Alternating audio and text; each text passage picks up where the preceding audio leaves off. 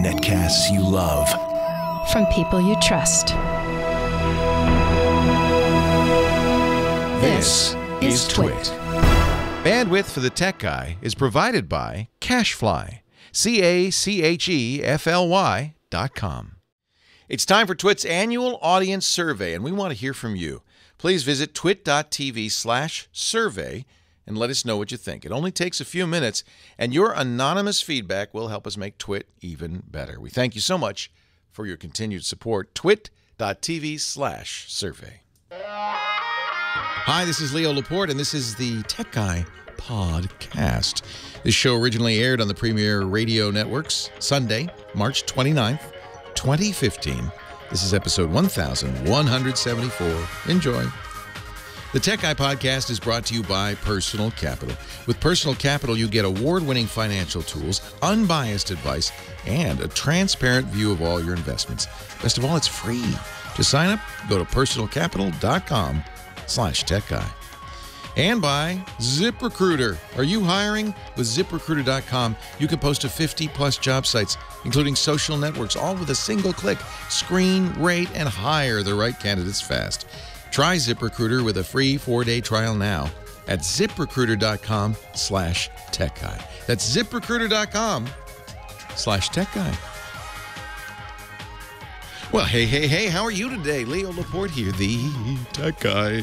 Time to talk computers, the internet, home theater, digital photog, and all that jazz. 8888 Ask Leo. That's the number. If you have a question, you comment, suggestion, you want to know something, if I can't answer it, we got a great chat room that can. And if not the great chat room that can, then there's the million people listening who probably can. Somewhere we will find an answer for you. 888-827-5536. That's toll free from anywhere in the U.S. We also have a website, techguylabs.com. We are under attack, my friends. We are under attack. It seems to be the Chinese who are attacking us. This is, we've mentioned and we've talked a lot about cyber warfare, and the administration says that North Korea was the country that attacked Sony Pictures Entertainment, and embarrassed them, and practically put them out of business. Certainly got them to fire their CEO. But this is an ongoing thing, and in fact, a couple of websites have been brought to their knees by something called a DDoS attack, a distributed denial of service attack. Denial of service, I'll do it from the inside out. Denial of service is an attack that forces a website to be so busy answering bogus requests that it doesn't have time to answer legitimate requests. Distributed means it's coming from many, many computers, maybe thousands or tens of thousands of computers all over the world. And a DDoS attack is very hard to fight because if you're a website, if you're techguylabs.com, that's your job, is to respond to requests. So bogus requests, if you can't tell the difference between a bogus request and a real request, and you can't, you got to answer them all. No website has infinite bandwidth. Websites are just like you. They have a certain amount of bandwidth, and it's easily exceeded by hundreds of thousands of people all at once saying, let's see. What do you got? What do you got? First, last week, it was greatfire.org, which is a really interesting nonprofit that keeps an eye on China and the Great Firewall of China, tracks what things are being blocked by China, keeps an eye on what Chinese hackers are up to. Of course, Chinese don't like it so much. Provides also, I think, tools for Chinese citizens to circumvent the censorship of the Chinese government. I understand why the Chinese government doesn't like this too much. So last week they DDoSed, brought down greatfire.org. We are under attack, said their blog post. Now they're bringing down a website that is used much more widely by programmers, a commercial enterprise called GitHub. Programmers use Git, G-I-T, to track software changes, code changes when they're working in a team. It's very widely used. Git hosts a great many open source projects, and it turns out also does a little work for Great Fire. And in fact, it looks like GitHub is being attacked for just 2 pages that are owned by greatfire.org. But the problem is when you attack a domain like github.com, you attack the whole thing. So GitHub is currently under attack. You know, GreatFire, I think I mentioned this last week, it's costing them $30,000 a day in excess bandwidth to respond to this. This is a very kind of simple and yet very effective attack. Kids can do this attack. In fact, kids do this attack. But apparently so do governments. Now, we're not sure that it's China, but boy, it just seems like it might be. The Cyberspace Administration of China didn't respond to a request for comment by the Wall Street Journal, which is telling this story. Security experts, I'm quoting the journal, said the traffic onslaught, I love that, onslaught, directed massive amounts of traffic from overseas users of Chinese search giant Baidu Inc. to GitHub. So that's kind of interesting. The way they're getting it to be a distributed denial of service attack is by commandeering people who are using Baidu, which is the Google of China, and reflecting from them an attack to GitHub. Specifically, the traffic was directed to 2 pages on GitHub that linked to copies of websites banned in China. One page run by greatfire.org, the other linked to a copy of the New York Times Chinese language website. The attack started on Thursday, still going on right now. And it's off and on, because what happens when this happens is companies contract for more bandwidth to handle it. On Twitter, GreatFire asked users to send them samples of code behind the hack. They're trying to break it down. It's kind of it's not what you'd expect with cyber warfare, is it? It's not exactly tank fire. But it's the beginning. I think it's not the end. It's the beginning of a lot of this stuff. How about a Wi-Fi Barbie doll? Are you ready for this? I saw this in today's Sunday New York Times. Toy Talk, which is a company that creates characters for children, is working on a talking Barbie doll. Hello, Barbie. Hello, Barbie. Wait a minute, isn't that what we say? Hello, Siri? Yeah.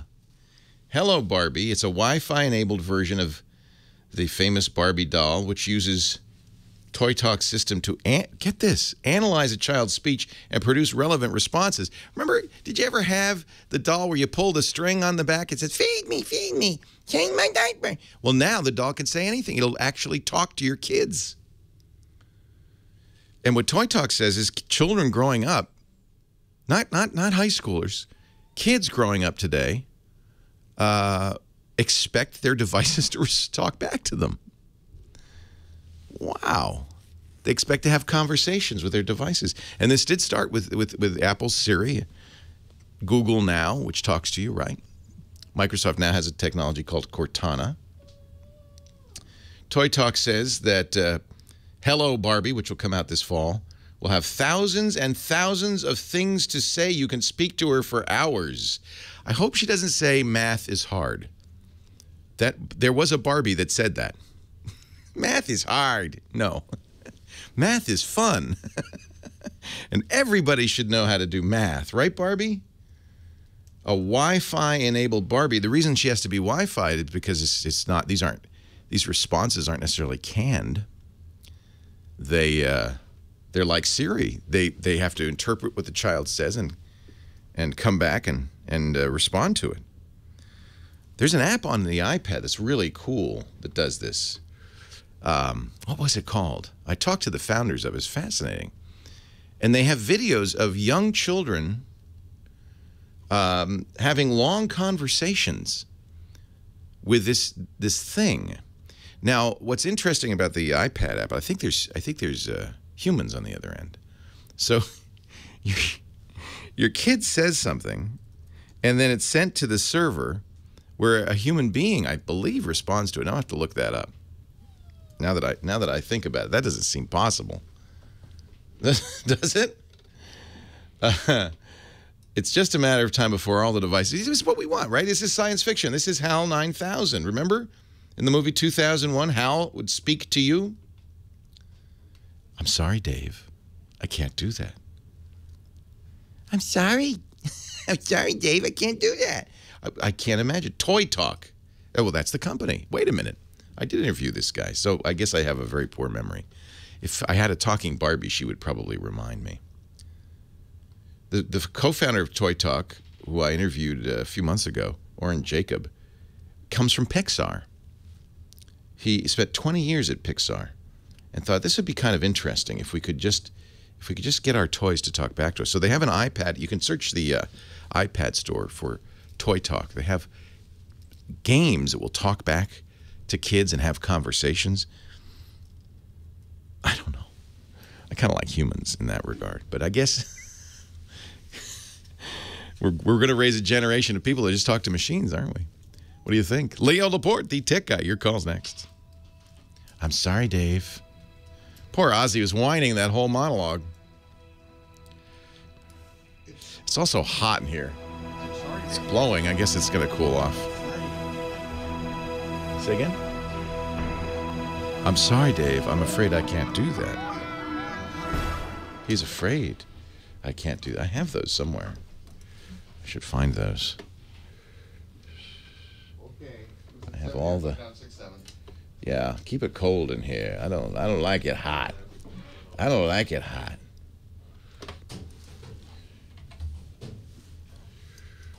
Human error. Here he is.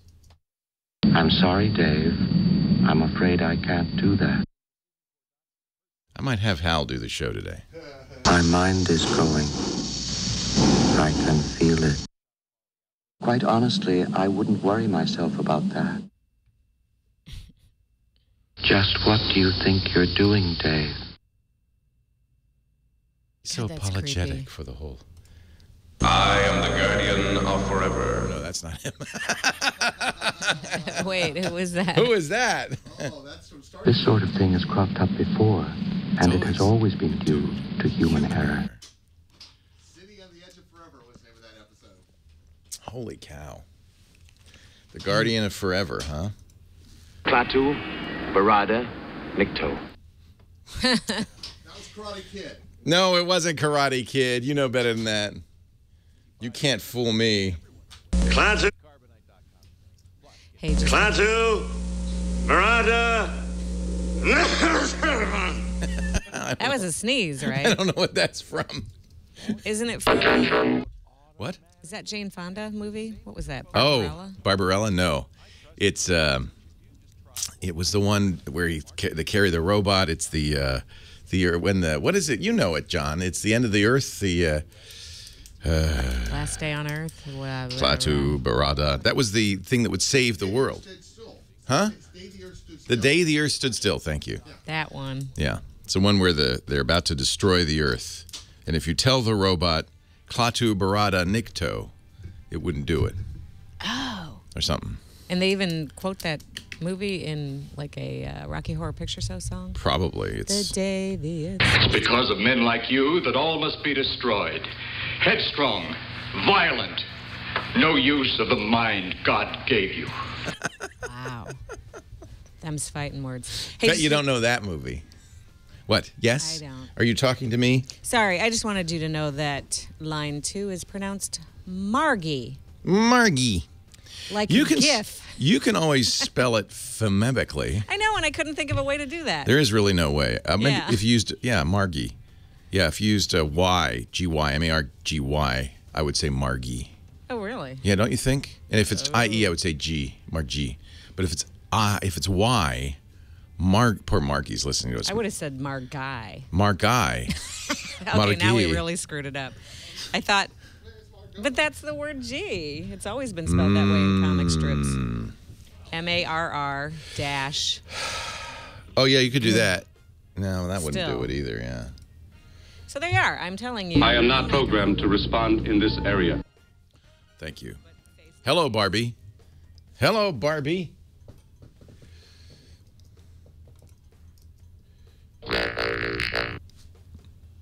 Revolution. Have you heard of that band Big Data? No, it's a good name for a band. Yeah, they even have like dial-up sounds in one of their songs. Cool. Thank you for your cooperation. Good night. I got a lot of robot sounds here. Worst case scenario, nuclear exchange between the superpowers results in total annihilation of biosphere. Well, that's not good. That's not good.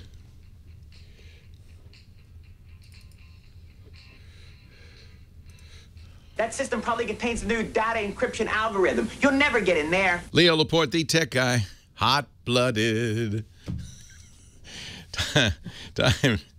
Time. I'm cold-blooded, Barbie. I imagine Barbie will have a nice, cute... You could do the voice of Barbie. Couldn't you, Heather Hammond? I don't know. Be I'd have Barbie. to go up a little higher. Say right? math is hard. Math is hard. You got it. You got the job. Hired. Wow, nailed it. Just on the first take. Math is hard. You have to sound slightly apologetic. Math is hard? It's hard, and I'm a girl, and I just don't understand anything. Because I'm Barbie. I don't know. I presume in this day and age, and I actually, as I said, I didn't realize this was the people I'd interviewed. Oren is very savvy. He's not going to make Barbie say things like math is hard. He'd probably say things like, I'm a rocket scientist. Yeah. I can do anything. I'm smart. Math is cool. Math is art. Math is fun. Cool. That's what we need Barbie to say. There we go. Okay, now I feel better. 'Cause Now. my mom's a math professor, and See? she's listening, and if See? she heard me say math is hard. It's not hard. For most of us. Maybe a little hard. What... I'm not good at math. What do you got for us? Heather's been carefully cultivating the field of callers. We've got Sean in Orlando who has locked the doors because spring break is coming, and he's sitting inside worrying about domain hosting. I don't blame him. Hi, Sean. Leo Laporte, the tech guy. Hey, Leo. How are we doing today? I'm well. How are you? I'm pretty good. Yeah, I have some questions about domains. Okay. I made a mistake of transferring my domain in the middle of running a Kickstarter, and now I'm trying to satisfy things here. Okay. So domains are, or sometimes they're called top-level domains, the .com, .org, .net. There's a lot of them now. There's also generic top-level domains like .club and .ninja. They're growing like Topsy. But you have, I presume, a .com? Yeah. Actually, net. .net, okay. Same. And so the way it works is that you have to go to somebody that is a domain name registrar, somebody approved by a non-governmental agency called ICANN, the International Corporation for Assigned Names and Numbers. And they're the ones, used to be one guy, by the way, at USC, John Postel, who it was his job. You'd come to him, he'd say, yeah, let me give you a number. You'll be, I don't know, 161.1.13.1. And that would be your number. And the internet was small enough that this one guy could do it. But eventually it became a little more than that. So we had to get registrars, and there are approved, authorized registrars all over the world, lots of companies. GoDaddy was a very well-known one because of all their ads. Not my favorite, but there are a lot of them. So you go to a registrar, and you pay him a certain amount of money, usually not much, typically $10 to $15 a year, and they will associate your chosen domain name, like techguylabs.com, with their name servers. And this is the key. They're not associating with a website. They're associating with their name servers. And then you, at your convenience, can associate it with somebody else's name servers. Name servers are the big phone books where you look up a name. And that's how the internet works. It's something called DNS, Domain Name System. You look up a name, and it gives you a number, because every website has to have a unique number, like a phone number. And then your browser will go to that number. So the DNS is what does the lookup. It starts with a registrar. You register a name, you associate with a DNS server. Their DNS server then propagates it, shares it upstream to the master servers. And they give it to everybody else. And that takes some time. That may be what you're encountering. It doesn't happen instantly. It has to propagate. Well, It's similar. I think you nailed it. I think the name server is the issue I'm having. I had it with a different name, a company called 1-in-1. So 1-in-1 is a hosting company. Okay. But well, they sell domains of it. And this is always a little bit of a risk, because when you get your domain from a hosting company, they may say, well, we don't want to make it too easy for you to go to another hosting company. Is that what you're trying to do? I did. I went to GoDaddy. Yeah. So 1-in-1 has to release the domain name. So now they're required to do that. They did. Okay. And then I guess GoDaddy, 1-in-1 for some reason offers their domain servers. You get to use them, but GoDaddy doesn't unless you host with them. Yeah. So now I'm like, I don't have a domain server. Well, who are you hosting with? Well, I'm hosting at home, actually. Okay, that means, good news, you have to run a domain server. Yeah, you have that's kind of what I'm learning. This is why you don't want to host at home. You can't. Right. So GoDaddy, it's a shame. You should go to somebody else who will do your DNS for you. I don't like GoDaddy. Change over to hover.com. That's disclaimer. They have been in the past an advertiser. They're not currently. But that's it's ironic because the reason I went to GoDaddy, and now I realize this, was because I thought that's what everybody was using. But yeah, well, they fool you with their ads. They sound like they're the big guy. And they were for a long time, but it's not my favorite. And you're seeing one problem right there. Are you sure that they won't allow you to use their DNS if you're not hosting? They will, but you have to host with them, and that's more money. That's so bizarre. And what the biggest kicker of the whole thing is, I'm running the Kickstarter campaign to try to support the device I designed. Yeah, so you shouldn't do this in the middle of the Kickstarter campaign. Yeah, that was pretty stupid. Because what happens is, even if everybody's fairly cooperative, it could take a while. And in the interim, people are getting a null page. They're getting, probably getting a 1+1 page, but they may be getting a GoDaddy page at this point that just says, hey. I found a Band-Aid, something called Cloudflare. It's a free DNS, but it's like everything else. It's just another workaround. I would move your domain from a GoDaddy to Hover or Dotster or VeriSign. There are millions of them, but I like Hover. That's where our domain is. Hover will let you do what you want to do, which is the forwarding. So if people go to the site that what's the name of your site? Say again. You broke up there. What's the name of your site there? It's Bliss, BLISS box.net. Bliss-box.net. So they go to bliss right now, and they get a holding page because it doesn't point to your website. You need to have it continue on where they go to the name server, in this case GoDaddy, and GoDaddy says, oh yeah, that's and then the address of your box. The problem is self-hosting. Well, I'll let you do that. I wouldn't recommend it. Why did you decide to do that? Well, it's kind of a temporary thing. It's like I'm trying to get the ground up and running, and I'm trying to save money at the same time. Yeah, I mean, get a hosting company. If you don't want to spend money, WordPress.com or Blogger.com will host the page. They'll do the domain resolution. You'll actually have a page, and that's fine. Those are free. Blogger.com's run by Google. WordPress.com's WordPress. And what'll happen is now you'll have when somebody goes to your name, it'll get sent to a server. The problem is you don't want that server in your basement for so many reasons. Yeah, no, I can see that, yeah.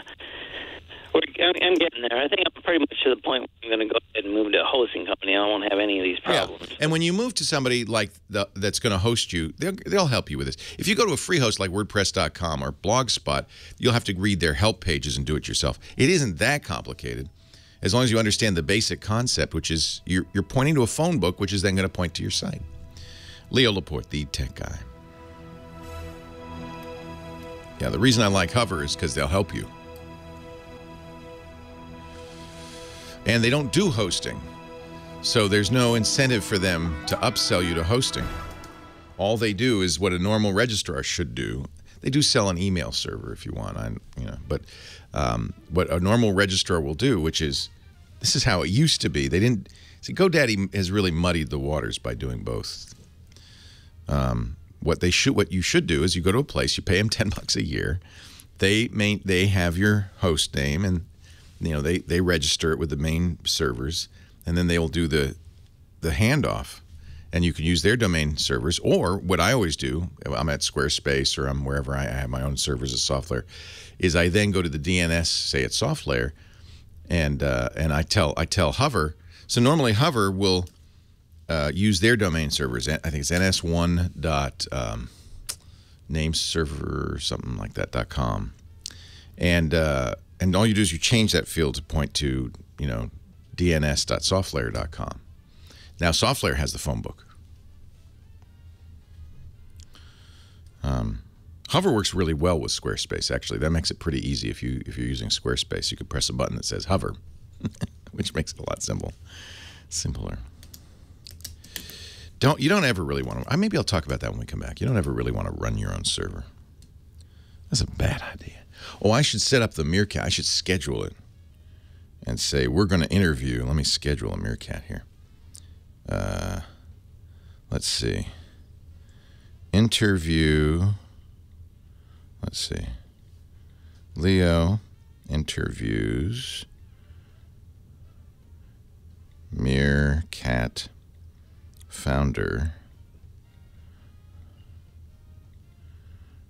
I don't know if I can fit this in. Ben Rubin. Okay. Good. Schedule that for 2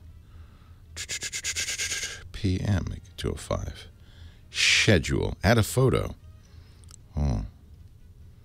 I should have a photo of Meerkat. I'll just put a chicken there. How about that? Why not? Schedule. Sorry. What do you mean sorry? What kind of response is that? Sorry. Leo Laporte, the tech guy. Why don't you want to host your own server? Oh, let me count the ways. First of all, your internet service provider may have something to say about that. In most cases, they ban it. And they may even prevent it. They may even block it. So first check. If you have a business account, then you probably can do it. But if you have a consumer internet account, almost always they say no servers allowed. The other reason you don't want to run a server is because of, you think about your bandwidth. It doesn't take much. You can do a little bit of math. How big is your let's say your homepage? How many people do you plan to have visited at any given time? Multiply the two together. That's how much bandwidth you're going to need per second. You can, with most home internet accounts, we're talking about maybe 100 visitors, 200 visitors. And you'll find many times that while they're visiting your site, you can't use your internet because it's busy. You're DDoSing yourself. So that's another reason. There's also security issues. Anytime you put a server online, whether it's a web server, a mail server, any kind of server, you're opening up. You're saying, come on in, right? That's how a server works. Come on in. And, well, you don't know who's going to come in the door. You may find that they don't stick to the living room.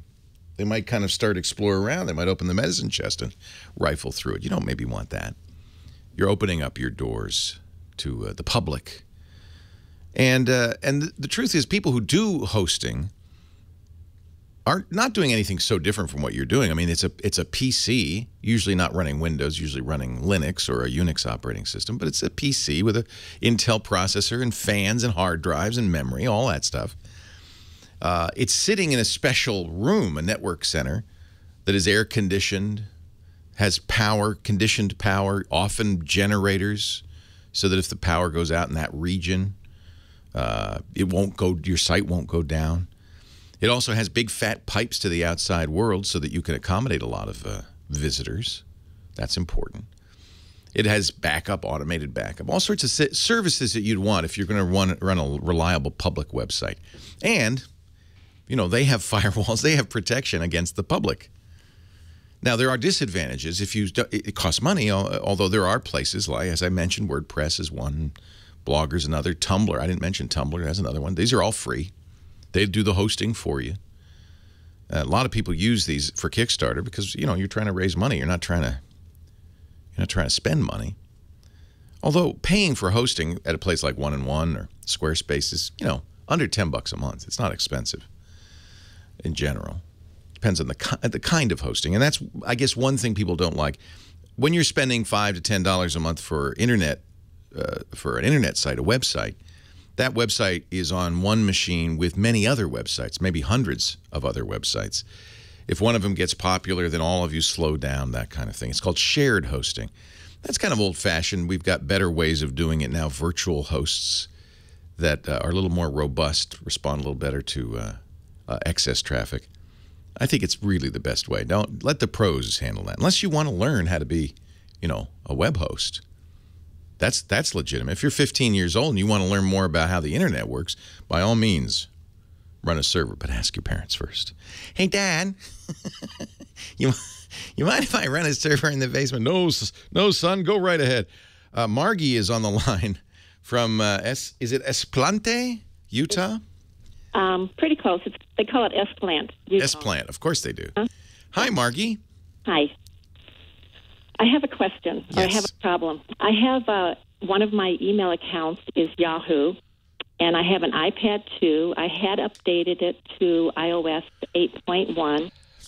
A couple of weeks ago, I noticed that my iPad, I also have a MacBook Pro, I wasn't able to get my mail from Yahoo. And then a couple of days later, everything was fine. So I thought, oh, no problem. It's probably the internet server from my local internet company. Then a week ago, my iPad, I'm not able to get mail. And the MacBook Pro, I am. And when I say mail, it's Yahoo Mail. So the sign comes up, it says, cannot get mail. The connection to the server failed. And does your internet go away at the same time? I mean, you're able to surf the net, right? The internet stays. Say again? The internet stays. Okay. Yeah. So then that's not your internet service provider. Yeah. That's Yahoo. Well, it's two possibilities. It could be you, your iPad, may be misconfigured for Yahoo. But if it comes and goes, obviously that's not the case because it's working and then it's not working. Yeah, and now it's not working. But my MacBook Pro is working, and I'm getting my Yahoo mail through that. Good. It's just that I like the convenience of my iPad, to be able to get the mail. So I was doing some kind of searching on the internet last night. There's on Apple, they say there's a number of things you can do, but it's like, and they said there's a glitch in the iOS 8.1 update that's causing this. Yeah. So I guess I'm maybe asking you is can you give me maybe a more definitive answer or? Well, yeah, I mean, it's kind of not a good answer, but the answer is, this comes from Yahoo. Yeah. There's a problem with iOS on the iPad that occasionally it corrupts the name of your Yahoo Mail account. So you'll get server unavailable. Yahoo says this occurs if the description for Yahoo Mail has been corrupt in the native iOS Mail app. So one solution is to, get this, go into these settings on your iPad, remove the Yahoo Mail account, and re-add it. That means delete it and then re-add it? Yeah. Now, you're not deleting the mail, which is good. The Yahoo stores the mail. Yeah. So you're going to just start over. And they suggest you use your full email address in the description field. So leo@yahoo.com or whatever your address is, okay? Yeah. And then it says, if it persists, you can do it manually, which I don't recommend. And doesn't Yahoo have their own app for iOS? I think they do for their mail. I do use their app for mail. Oh, so this is not the Apple Mail app that comes with the iPad. I thought When you tap the icon on the screen, if it just says Mail, that's the Apple Mail app. But I think, most other providers do this. Google does for Gmail. There might be a Yahoo Mail app, and it would say Yahoo Mail, and it would have a little Y on it. Yeah, no, it has the envelope. Yeah, that's the Apple Mail. That's the one that comes with the iPad. Okay. And that's the one that has problems. Okay. So this is apparently, according to Yahoo, a known problem. And you can fix it by redoing the settings, or get I think I'll have to look and see if there's a Yahoo Mail app. But if there's a Yahoo Mail app, that's usually a better way to do it. Oh, okay. Let me just check for iPad Yahoo Mail app and see if there is. Yes, there is. Here's the good news. So I just go to Yahoo and get their app. Well, you don't get it from Yahoo. You have to get it from Apple, from the App Store. So you'll go into the App Store and search for Yahoo Mail by Yahoo. Make sure you get the one by Yahoo. It says Yahoo on the front. It's purple. And it does have an envelope, but it's not the same as the Apple envelope. That's probably not going to have the same issues. Okay. All right. Okay, and this will also be on your site, so fine. It is, because James is writing this down. Right, James? And as he writes it down, he puts it up on the website, techguylabs.com. Yeah. Yeah. Sounds good. I'll tell you what, we'll make it easy. We'll put a link to the Yahoo. Well, that's not going to, I guess it'll help you if you'll have to go on your iPad, click the link, and that'll launch the App Store. And then in the App Store, you just click download. It's free. Okay. Okay? Okay, thanks a lot. Thanks for the call. I appreciate it. That's a weird bug. That's a strange phenomenon. I'm not crazy about... The iPad 2 is obviously the second iPad. It's pretty old now, from 2008, and doesn't do very well with the latest iOS. But if it's running and you don't mind that it's a little bit slow, you might want to update iOS to the latest version, too. It's 8.2. Leo Laporte, the tech guy.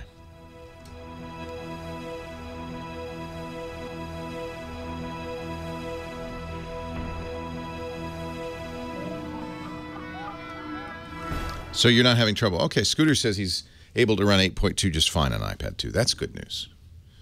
That's good news. I mean, the iPad Mini is effectively an iPad 2, the original Mini.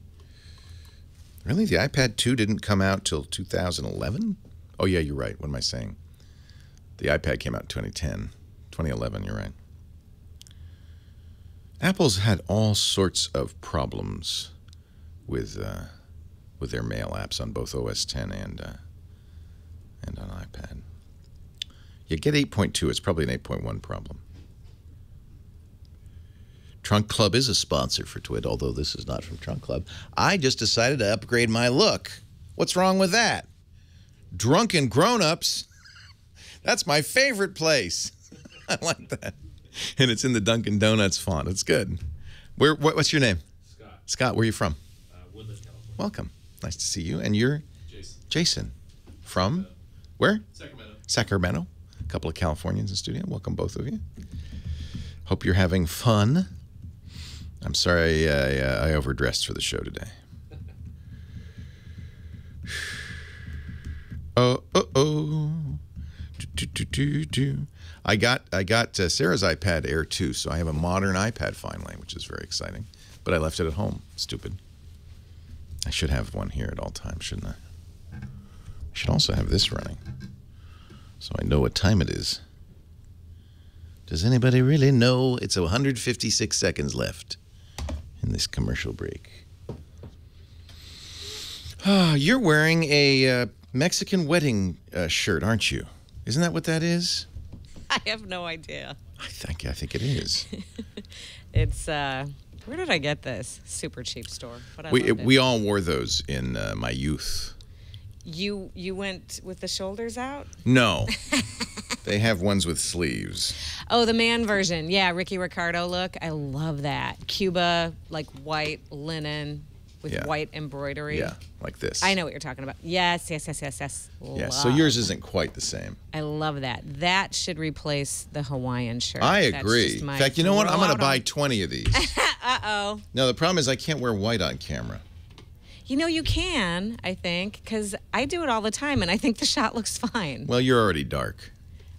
You're already. Oh, because I'm in the dark? You're already in the dark. And it's always kind of an off-white. Our cameras you're such a small part of the overall shot that the cameras aren't irising up for your shirt or irising down for your shirt. So the problem with white shirts is they blast the camera. If I like sitting here, even if a jacket's fine, but if I'm sitting here with a white shirt, the camera go, oh my eyes, and darken down, and then what happens is your face is dark and it makes you look old. So don't do it. Is that what happens? Yeah. I always knew that was the rule. That's and the then rule. I experimented with white, and I was like, oh, white looks fine on TWiT. It does, because you can wear anything you want, including these fine shirts.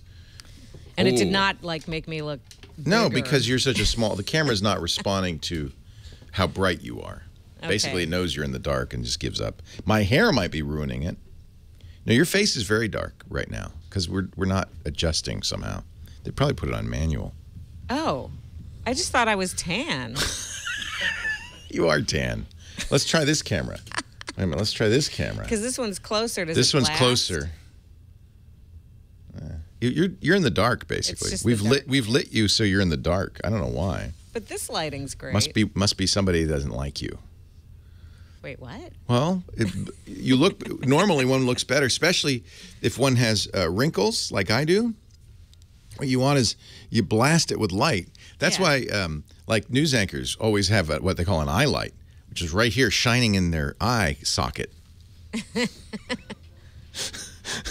I'm not kidding. I always wanted an eye light. Leo Laporte, the tech guy, 8888 to ask Leo. That's the phone number. Yes, I am. John in Biddleford, Minnesota. Hi, John. It's Biddeford, Maine. Okay, MN. I'm sorry. I'm bad. Okay. Well, anyway, I'll try to get right to the point. I was a customer of Time Warner Cable, and I got their internet service for close to 13 years. That was until Friday. And on Thursday, that was because on Thursday, I discovered that they were copy protecting everything that they were giving me on their cable TV service. And it's only the stripped down 21 channel, you know. How are they copy protecting it?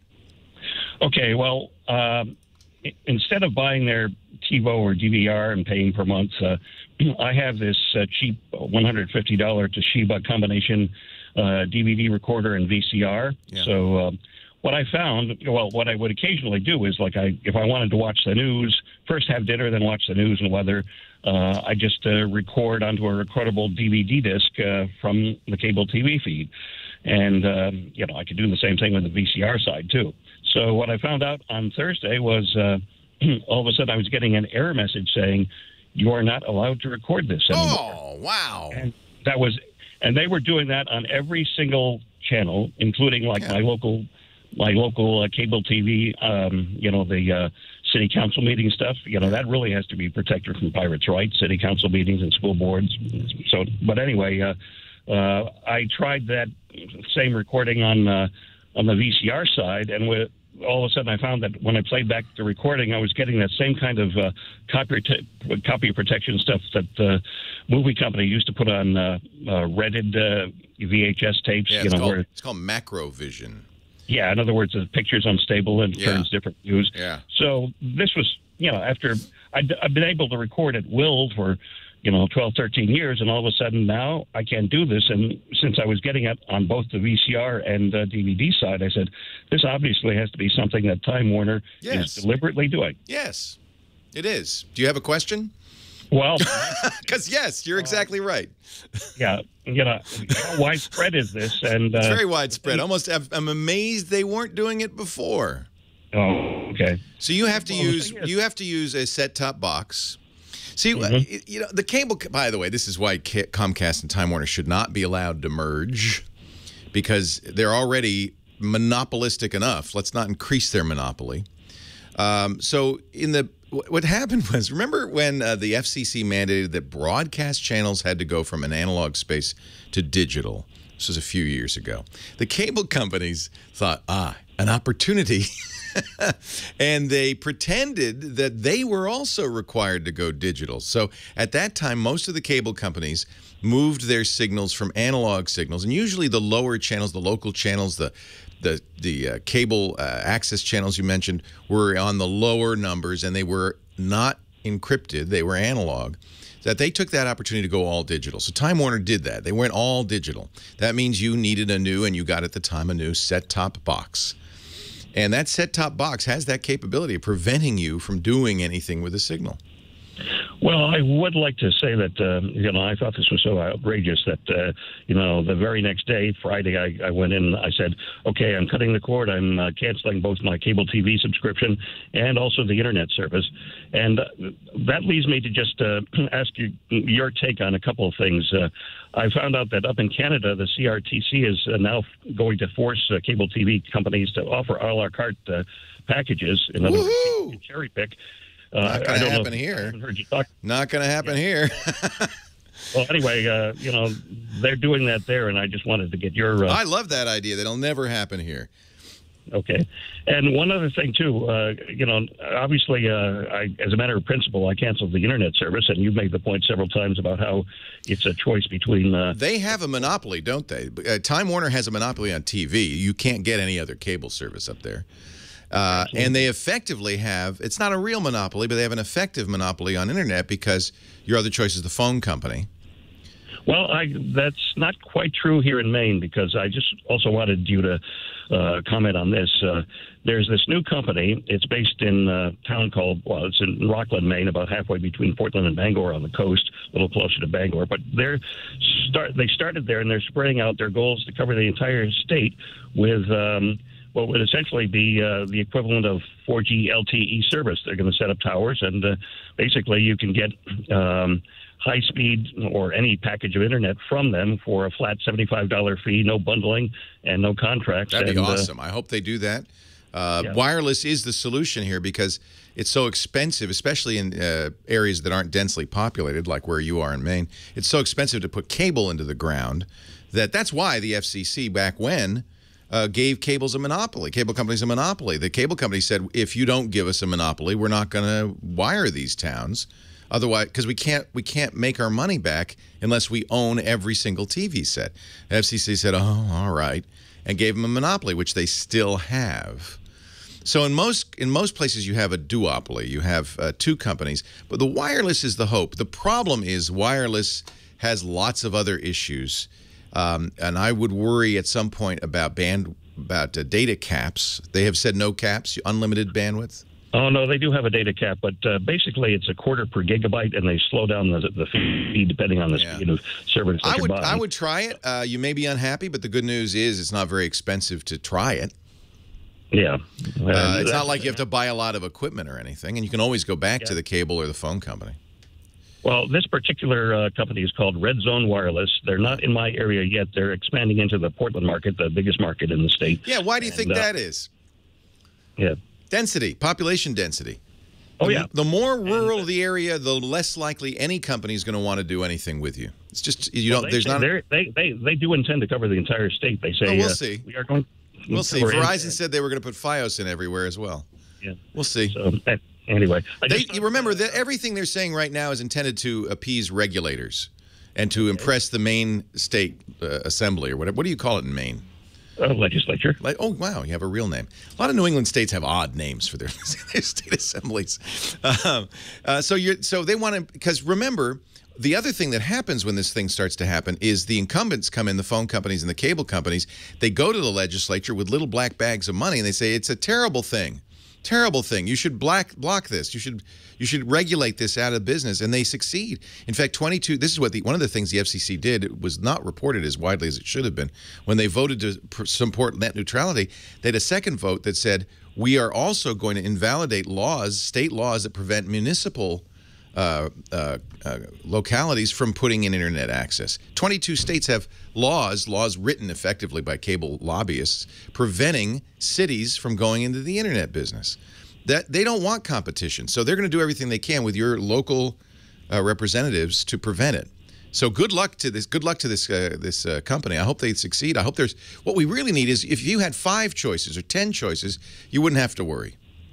Yeah, well, at least there'll be a third now. A third's better than 2. Mm. The FCC's own numbers say that 86% of all Americans have 2 choices, phone and cable, and that's it. 86%. So you're going to be in the lucky 14%, maybe. Yeah, I'm definitely going to give them a try. And in the meantime, I'll probably go with the promotional rate that the local phone company gives me. It's frustrating. I don't blame you. I mean, nobody likes their cable company. These guys are a monopoly. Remember the old Lily Tomlin bit on Laughing, we're the phone company, we don't care, we don't have to. Well, that's kind of what we got. We got the phone company and the cable company. They don't care. They don't have to. Yeah. They can do whatever they want. The FCC, again, a little blame on the FCC. They allowed the cable companies to start scrambling channels 1 through 66 a few years ago, and that's what you're seeing is the upshot of that, which is copy protection. Before I get off the phone, I would say that I have seen a couple of newspaper articles, surfing the net, taking notice of what the CRTC is doing in Canada, and one headline said, "Well, and it could happen here," a la carte stuff. So if you might want to look into that, and I'd love to hear your thoughts on what they're doing up there. And it's great. But now CRTC is an interesting. That's the FCC of Canada, and they can do all sorts of things. They, for instance, require that a majority percentage of broadcasts have to be produced and hosted by Canadians. I don't think you're ever going to see. The FCC is not going to do that kind of thing. They're never going to tell cable companies how to run their business. So things like, oh, you have to unbundle. They're just not going to happen. There's too much lobbying going on. And remember, the FCC is run by a former cable lobbyist. Okay. Well, you know what? Maybe they're right. I vote for unbundling. I would love to see a la carte channels. I think the way that's going to happen is through the internet. And we're already seeing that. HBO is going to go over the top. ESPN is going over the top. That means internet access. You don't have to have a cable subscription. I think that's the way it's going to happen. Leo Laporte, the tech guy. The fix is in.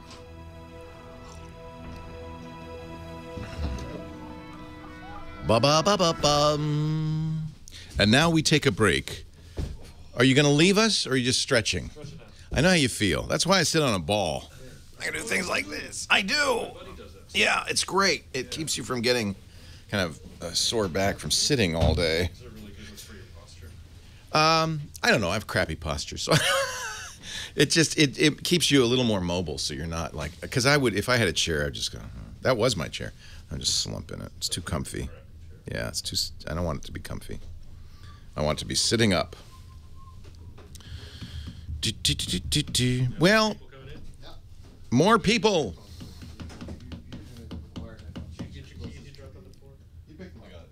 Don't lose your keys. People do leave things here occasionally. And not stuff we want. Yeah, unfortunately. They're not leaving cash. What am I saying? That guy brought those donuts that one time. Oh. I'll never forget. I don't want donuts. Psycho donuts. So those are amazing. Oh, my God. That's the last thing I want is donuts in here. We had donuts yesterday for... but maybe on Easter? You can bring donuts. It's good. Everybody likes it. I'm just so fat. I shouldn't be looking at donuts. I shouldn't even be looking at them. My eyeballs are fat just looking at them.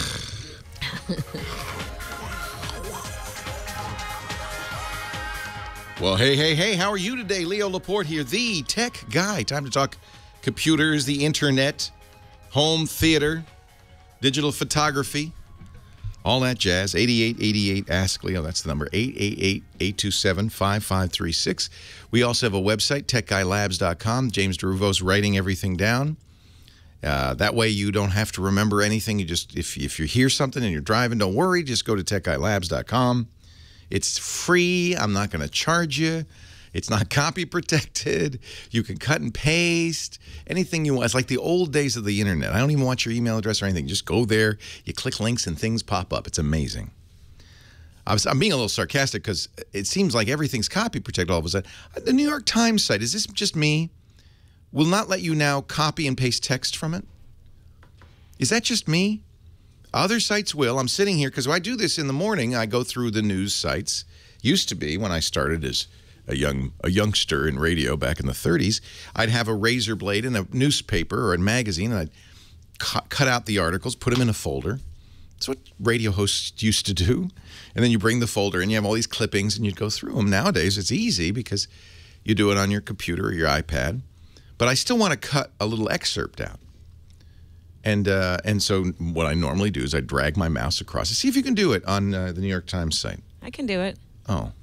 So, sorry, I guess it is just you. Yeah, I just copy-pasted it into an email. Well, that's so weird. I'm using the New York Times. You know, it may be because I'm using the New York Times app. It's not a website. I'm using the New York Times app on a Chromebook. Maybe that's the limitation. Yeah, I could do it on the web. Interesting. All right, maybe they're... I don't know. Maybe that's a good reason not to use a New York Times app. Just use the internet. I'm logged in and everything. It bothers me that they're starting to do that. I just want a little, it's not like I'm going to steal it. and of course, publishers are very afraid. In fact, they've gone after Google. In Germany, they've gone after Google, saying that putting snippets of, Google has a Google News site, and putting snippets of the article in with the search result on the Google News site is a violation of our copyright. It's not the whole article, just like just a few sentences so you know what the article's about. Seems a reasonable thing for a search engine to do, just a little snippet. No. In Spain, they banned it outright. So Google said, all right, well, we'll close Google News. But okay, you win. I wonder how the newspapers are feeling about now. Wait a minute, you mean we're not going to be in your search results? No. Oh. Oh. Never. See, this is what they want to be. They want to be in the search engine. They just don't want you to quote little snippets. Susie is next. She is in West Covina, California. Hi, Susie. Leo Laporte, the tech guy. Hello. Thank you for taking my call, and I enjoy the show. Thank you. I had, about a week ago, I was at Burger King, and I started getting pop-up ads on the computer when I was using the Internet. And I'm wondering, somebody had mentioned I probably had malware. No, not if it happened at Burger King. Does it happen still? It still happens at Burger King. Only at Burger King, but does it happen anywhere else? No, I went to McDonald's. I went to Lowe's. It didn't happen. I went back to Burger King. It showed up again. Yeah. I uninstalled Chrome. No, it's Burger King. It's just Burger King. How can I get rid of that? You can't. You're using their internet. There's no other way to get rid of those.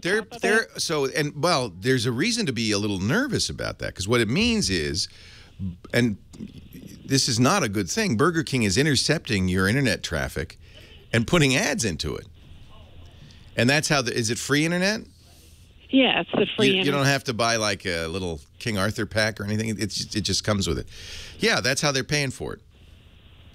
Because, like I said, I went to a couple other places and they didn't do it. And that's what somebody had said. Well, you probably have malware. And No, the malware is Burger King. Oh. It's just, you can do that. Your internet service provider could do that, but people would be so up in arms, they'd stop. Although they've tried. Some internet service providers, if you mistype a page as a convenience, will bring up a page. Instead of what you're supposed to get on the internet is that doesn't exist. Instead, what you get is a page of search results, which are really paid ads. You may see that. Some internet service providers do that. This was a big issue a few weeks ago with Lenovo's. I don't know if you remember us talking about this, but Lenovo put some software on their consumer computers. It was called Superfish. And the idea was that Superfish would watch everything you're doing, and when it saw something that you were interested in, it would pop up a related ad on the same page. Not an ad that was part of the page, just stick it in there. And that's exactly what Burger King's doing. The good news is they didn't modify your computer. They just modified your internet stream. If you're not using the Burger King stream, it goes away. That's good news. Okay. It's just something they're doing. Yeah, because I saw this xaxis.com, and somebody had said something about they supposedly did something, put an extension or something. They can't. Burger King can't just stick something on your computer permanently. That's not something they can do. Now, you can, unfortunately, if you are offered a file, like maybe a Burger King said, hey, download our coupon program to run on your computer, and whenever you're at Burger King, we'll give you a coupon for a Whopper. And if you download and install that, that could do that. But I don't think that's what's happening. They don't need to put malware on your system. No internet service provider does to put ads into the internet stream. I didn't know they were doing this. That's interesting. Yeah. Is it free-hotspot.com?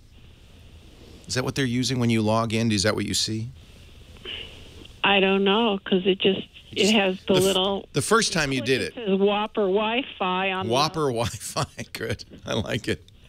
So that's okay, though. That's not malware. That's just them monetizing their stream. And is it bothering you, or are you just mostly worried that they've put malware? Well, it's annoying, yeah, because I'll be right in the middle of reading something, and this big ad just pops up right in the middle of the screen. I'm thinking, hey, I'm reading somebody's comments. They're talking, and I can now... That's annoying. Now, I see sites do that all the time.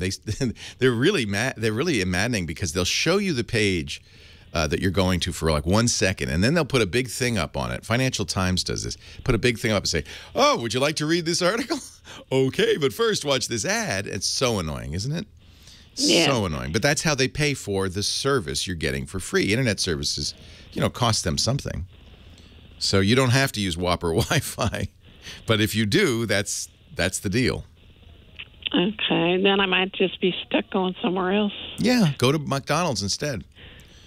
That's why choice solves a lot of these problems. Free market solves a lot of these problems. As long as there's choice and there are people not doing it, then you always can vote with your feet. And I think in this case, you should vote with your feet. If you don't like it. To me, it's like, well, listen, if you listen to this radio show, we've got ads. You have to pay for this stuff somehow. If you're getting free Wi-Fi, you're paying for it with your attention. If you're getting free radio, you're paying for it with your attention. By listening to the ads, that's how we pay for it.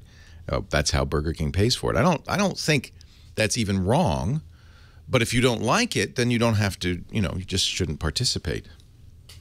That's kind of the way it is. I notice people, we've gotten this conversation before, who will go to sites but block the ads from the site. And I feel like that's it's not illegal, may not even be wrong. I don't know. It's up to you to decide. Your conscience must make the decision. But to me, it feels slightly unethical. If I want to visit Facebook and use Facebook services for free, the deal Facebook makes, maybe it's not explicit, but the implicit deal is, well, you're going to see these ads. That's how we pay for it's not cheap to run all those servers if you think about it. Facebook probably only makes, $20 or $30 a year off of you, but it's enough to pay for what they give you. If you don't see those ads, then you're kind of, it feels to me like you're kind of ripping them off. I don't know. Somebody then sent me a note saying, well, do you ever skip ads on a DVR? Oh, yeah. Same thing, isn't it? 8888, ask Leo. Leo Laporte, the tech guy.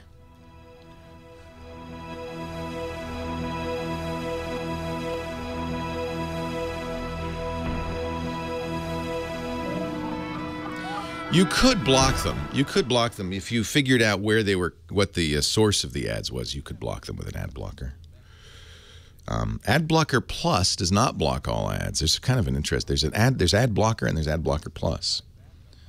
But yes, you're exactly right, OG. The server is rewriting your page, putting an ad in it.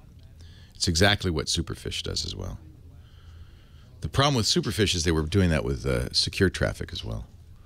And I should have mentioned this to her. If you go to your banking site and you're seeing ads, or you're going to Amazon, you're seeing ads, or Gmail, somewhere that's HTTPS and you're seeing ads, then you should never again use that Wi-Fi access spot, because that means they're intercepting. I don't know how they would do that, frankly, without putting a software on your system.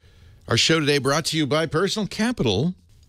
The idea of Personal Capital is to kind of get you aware of where your money's going, simply enough. Where is your money going? PersonalCapital.com. You'll start by signing up at Personal Capital. It's absolutely free. In fact, go to personalcapital.com/techguy and sign up today. What you'll do is you'll give them your, now people may get nervous. Don't do this on the Burger King network. Do this on your own home secured network. But once you give them that information, it's stored by a company called Yodlee. Personal Capital doesn't get this information. Yodlee is the back end for many banks and financial services companies. It's completely trustworthy. And what it lets them do is then pull information so that it can give you a dashboard of things like your net worth, where your investments are, where your money is, budgeting, planning for the future, that kind of thing. And that's absolutely free. They've got apps for iOS, Android, Amazon's Fire. They've even got Android Wear apps, so you're going to have a complete sense of what's going on. But then it goes another step further. I don't know if, do you use a broker? Do you decide where how do you invest your retirement funds, your rainy day fund? Do you do that yourself? Personal Capital, this is really great, is a solution I highly recommend. If you're using a broker, understand a broker is a salesperson. They're getting commissioned by your purchases of stocks. So they're incented to get you to trade more often than you need to maybe buy particular stocks. Your broker literally could be taking money from your pocket with absolutely no transparency. They win, you lose, but not with Personal Capital, because there's no broker here. You're going to get unbiased advice from certified financial planners. You're going to have a transparent view of your investments. If you do it yourself, this is a must-have. But if you're taking advice from somebody else, this is also great. And if you put more than $100,000 in accounts on Personal Capital's dashboard right now, they'll give you a free 30-minute review. Financial goals, risk tolerance, time horizon, retirement planning. Free, 30-minute review. Everything you need really to get started. And then if you want to do it yourself, you can. Free. Personal Capital gives you total clarity and transparency to make better investment decisions right away. I love it. It's really useful. Really useful. So get that free no-obligation portfolio consultation when you link 100,000 or more in assets on your personal capital dashboard. But even if you don't do that, if it's less than that, hey, that's your goal, right? Do it today because it's free. But you can get that free 30-minute portfolio consultation with a certified financial planner who is not on commission. So the advice you get is going to be objective and genuine and real and good. Set up your free account, personalcapital.com/techguy. They have tools to let you know if hidden fees are chipping away at your retirement and if you've balanced everything, and it really is useful. personalcapital.com/techguy. This is an interesting issue. When you're using, we were talking about the fact that when our caller goes to Burger King puts ads in the Wi-Fi. That's how they pay for it. It's not illegal. It's not wrong. It's just how they pay for it. It's like putting ads in a radio show. But there could be issues because in a way they are intercepting your traffic, right?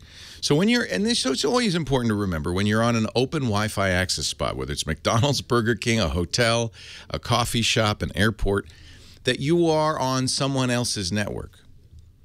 You are on someone else's network, and they have, because you're on that network, some degree of access to what you're doing, what you know, because just like your internet service provider has access to everything you do, they are your internet service provider for that time. There's also the issue if you're on a wireless network that you're sending your traffic through the air, and a properly motivated and talented hacker could be sitting there next to you, just seeing what you're doing. So when you use open Wi-Fi access spots, do stuff. First of all, do stuff that that's not private. You know, if you're surfing around looking at the New York Times, no problem. You know, you don't care about somebody seeing you.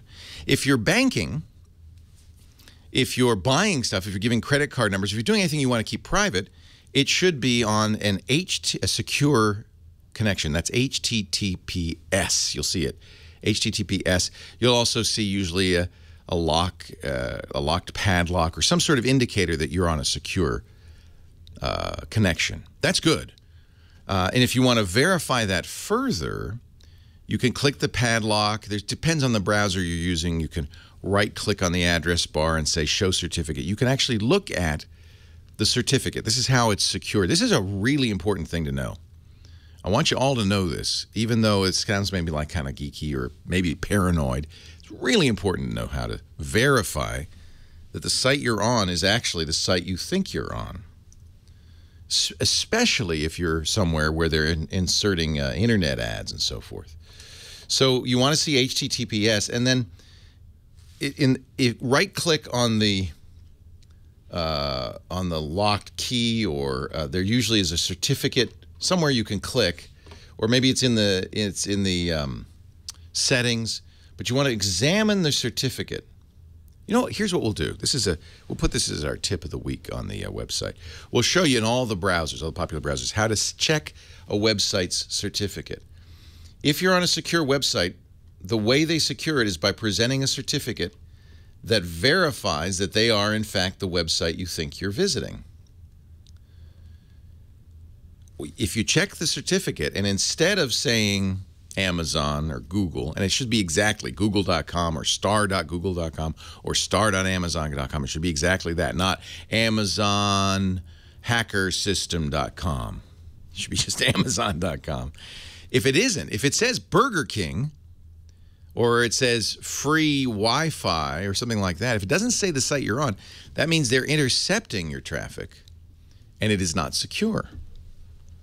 Really important that you then stop and go somewhere else. And this is why we made such a big deal about Superfish on Lenovo, because that's what Superfish did. It broke secure internet transactions, interposing itself in between them. That was so they could put ads on your system. But by doing so, they violated the fundamental security of your system. And that's why it was such a big deal. Well, the same thing can happen if you're at a Burger King site. Now, typically, it won't happen if you haven't installed some software or changed some settings on your system. But it's just something to pay attention to. And we will put in the show notes where to look on your browser. This is a very good thing to know. if you're about to give a credit card number out, or you're about to transfer money or log into your bank or whatever, check. It's a good idea to check and make sure you're really where you think you are. You don't want to give bad guys your bank login or your credit card number. That's a bad thing. And I don't think Burger King's doing that. I'm not implying that at all, but it wouldn't be a good idea to use any internet access that interposed between you and the place you're going. Steve in Winfield, West Virginia. Leo Laporte, the tech guy. Hi, Steve. Hello, Leo. I am a huge fan since the screensaver days. Oh, thank you so much. Certainly. You remember that 80s song, Somebody's Watching Me? Yes. Well, I think I'm being spied upon. Oh, no. Samsung. Yeah. Oh, no. I have a notification that pops up that says network may be monitored by an unknown third party. This may be very relevant to our conversation that we just had. So absolutely, I think it's related to your. So what's happening now? This is while you're at home. Well, while I'm anywhere, it's happening on my 4G data connection. Ah, and you get a pop-up on your system. Right, I have a notification, and when I click on that, it says check credentials. It says a trusted certificate on your device is allowing a third party to monitor your network activity. This is exactly what we were just talking about. Yeah, including your emails, apps, and secure websites, and then it says check trusted credentials. So when I tap on that, I have two choices, system or user, and on system, there's over 155 of these trusted credentials. Yeah, those are called, so there's a certificate authority. And there are many, so I'm going to have to get into the details of how this works, and I apologize, but this is a good thing also for you to know. When you install a browser, it comes with a set of certificate authorities. These are people or companies or governments that are allowed to issue these certificates, these identity certificates. The identity certificates are part of the encryption process, and they securely identify the site you're visiting. So I can, for instance, when I go, and I'm in Google Chrome, and it works pretty straightforward in Google Chrome. You click the padlock. It will show you where you are. It will say whether the identity has been verified. And then I'm looking on mine. It says the identity of this website has been verified by Google Internet Authority G2. So what they're saying is we're looking at the certificate. We have validated the certificate. And you are, in fact, where you think you are. Now, if you go up the chain, if you look at the certificate, you'll go up the chain and you'll see that, in this case, this certificate was issued by geotrustglobal.ca. CA means Certificate Authority. One of the ones that are on. That's one. There's many. Each browser comes with its own set of certificate authorities. These are authorities that are presumed to be trustworthy that offer certificates for identity. And there isn't just one. There are a number of them. Some of them, maybe you might not want to trust, like the Hong Kong Post Office. Right. I have several from China, from Germany, from South Africa. They have to be, because it's not just an American internet. It's a global internet. Sure. At this point, to my knowledge, there's no way to edit that set of certificate authorities. That is provided to you by the browser. Now, if you're not happy with what you see, use a different browser. I like Chrome for this reason. But now I'm using Firefox. Firefox should be safe. Should be safe. But we could talk a little more about this when we come back, because it is a thorny subject and very, to the point here. Leo Laporte, the tech guy. I'm going to see if we've got Chris Marquardt. Chris, I can't hear you, Chris, yet. Still, we're working. He's installed some software. That's all right, because I wanted to continue a little bit more on the certificate issue. Then we'll get our photo guy, Chris Marquardt, in here to talk digital photography. So there's a couple of, there's the basic bottom line. When you use an encrypted connection on the internet, the encryption is performed by SSL, and SSL requires a certificate identifying the website. If you have any doubts, you should check the certificate and make sure it matches your expectations. The certificates are issued by certificate authorities. There are many of them. It's not an unlimited number, but there are many of them. And anytime you install a browser, or even on your operating system with Internet Explorer or Safari, there is a set of certificate authorities that are approved. If it's not in that set, the certificate's no good, and your browser will complain. But there are other reasons your browser could complain, Steve. For instance, if your clock's wrong. This is the most, believe it or not, the most common cause of it is if you, for some reason, your date and time got misset, maybe the battery died in your motherboard. If it is not current, so always check date and time, the certificate will be out of date. And you'll get a warning saying, hey, this certificate is expired. Even though it's not, it's just that it thinks it's 1970. And the certificate doesn't exist. You think that's what happened, Steve? Well, this is on my cell phone, so I don't think that's the problem. No, cell phones always know what time it is. Yeah. So the cell phones, is it Android or iOS? It's Android. Yeah. Cell phones probably, and the browser is Firefox on Android? I use Firefox. I use the browser that came with it. I use Chrome. And you're getting the same notifications across the board? Well, it seems to be browser independent because it shows these trusted credentials, and then it shows a green checkbox. And I can turn those off, and I was just wondering, should I turn all of these off and then see what program complains? Or, the checkboxes are for certificate authorities? Is that what it is?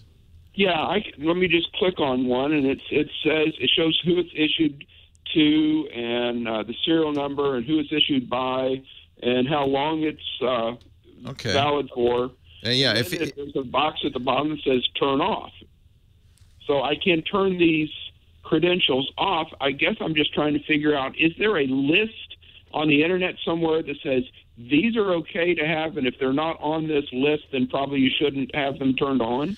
So what you're running into is something called certificate pinning that Google does. What version of Android are you using? Do you know? KitKat. Yeah, there we go. That's it. They fixed this, by the way. So if you can update... Lollipop hasn't come out yet on Verizon, I don't think. Yeah, if you can update your phone, do. So certificate pinning will create an unnecessary warning message, the one you're seeing. The network may be monitored message. Okay. A third party is capable of monitoring your network activity. Is that what you're seeing? That's exactly what I'm including emails, apps, and... Yeah, this is... so this is okay.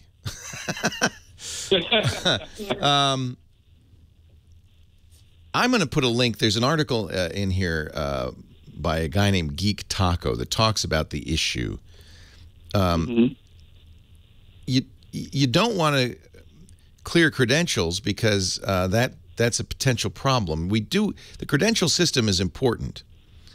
As long as you're on a secure Wi-Fi network, you're not on the Burger King network, you can ignore it.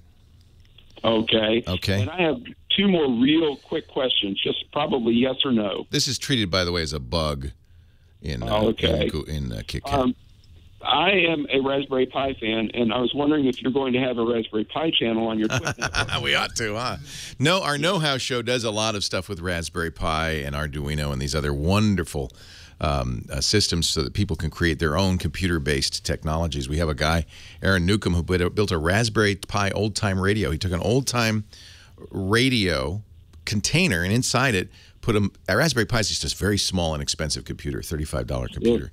Put a Raspberry Pi in it, connects to the internet, and plays old-time radio shows through the speaker. It's awesome. You think you're listening to old-time radio, like I went back in time. So, yeah, we don't have a specific show on that, but I can promise you we'll be doing a lot more with it. In fact, we've talked to Make Magazine about doing some maker segments on an upcoming show. Yeah, so and one more question, and then I'll hang up. Yes. When are you going to do an IPO? I would love to. You never. He says he wants me to issue public stock. It might be a moneymaker, but I do this because I love it, and I don't want to give up control to anybody else. You know, I worked for so long in radio and television where I didn't have control over what I did. And so we started the podcast network partly because I just wanted to control the content. Now, the beauty part is this Tech Guy show is not part of the podcast network. It's owned by the syndicator, Premier Networks, and Clear Channel, and it's on many Clear Channel stations. But they have, for reasons I'll always be grateful for, but never understand, they give me a complete free hand on this show. I've never once heard them say, do this or do more of that. They just accept me as I am. It's a rare situation in broadcasting, I got to tell you. And I'm very... Always be your unique yourself. I thank you. And I thank you for the offer of investment. But so far, so good. You know what? There's a certain discipline in building a company where you can only spend the money you have. Or worst case scenario, in the case of this Tech Guy Labs, we built a beautiful studio. We ran out of money. It cost a little more, like a lot more than we thought it would. And we were able to get a loan from the bank, which we've since paid off. There's a certain discipline to the bank. That the bank is, of course, going to make sure you can pay it off. But if you go out into the venture capital world or you go out into the stock world, you get big influxes of cash. And I've seen it happen so many times to companies where they have so much money, they just spend it, and often spend it stupidly. So the discipline of only being able to spend what we make has been, I think, great. Now, it slows our growth down, I guess. I've never been really anxious to get bigger. I just want to get better. So thank you, Steve. I appreciate it. Let me try once again to see if Chris Marquardt, our photo guy, normally joins us at this time. He did the thing, I do this too, that you should never do. Right before an interview, he decided to do an update. And it took everything offline.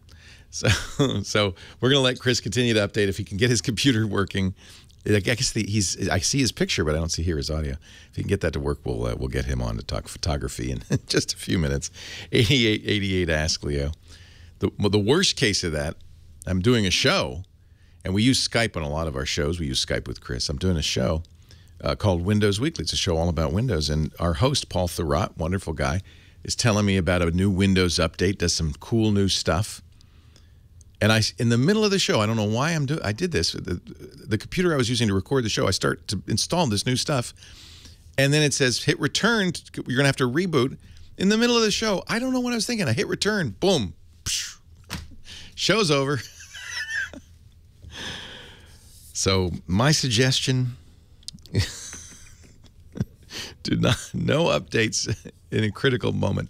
I'll give you another story, then we'll take a break. We'll take more calls. I was, you probably tempted a little bit. Both Apple and Microsoft right now allow anybody to be part of the test program for the next generation of their operating systems. They call them sometimes beta testers because the test version is called the beta version. You can be a reviewer of the Windows 10, the technical preview. Just sign up, Windows Insider, and download it. You can do the same thing. They have a public beta right now of OS 10.10.3. I sign up for both. Don't. Well, at least don't do it on a computer you need. Let me put it that way. 8888 Ask Leo. More calls right after this. I'm Leo Laporte, the Tech Guy.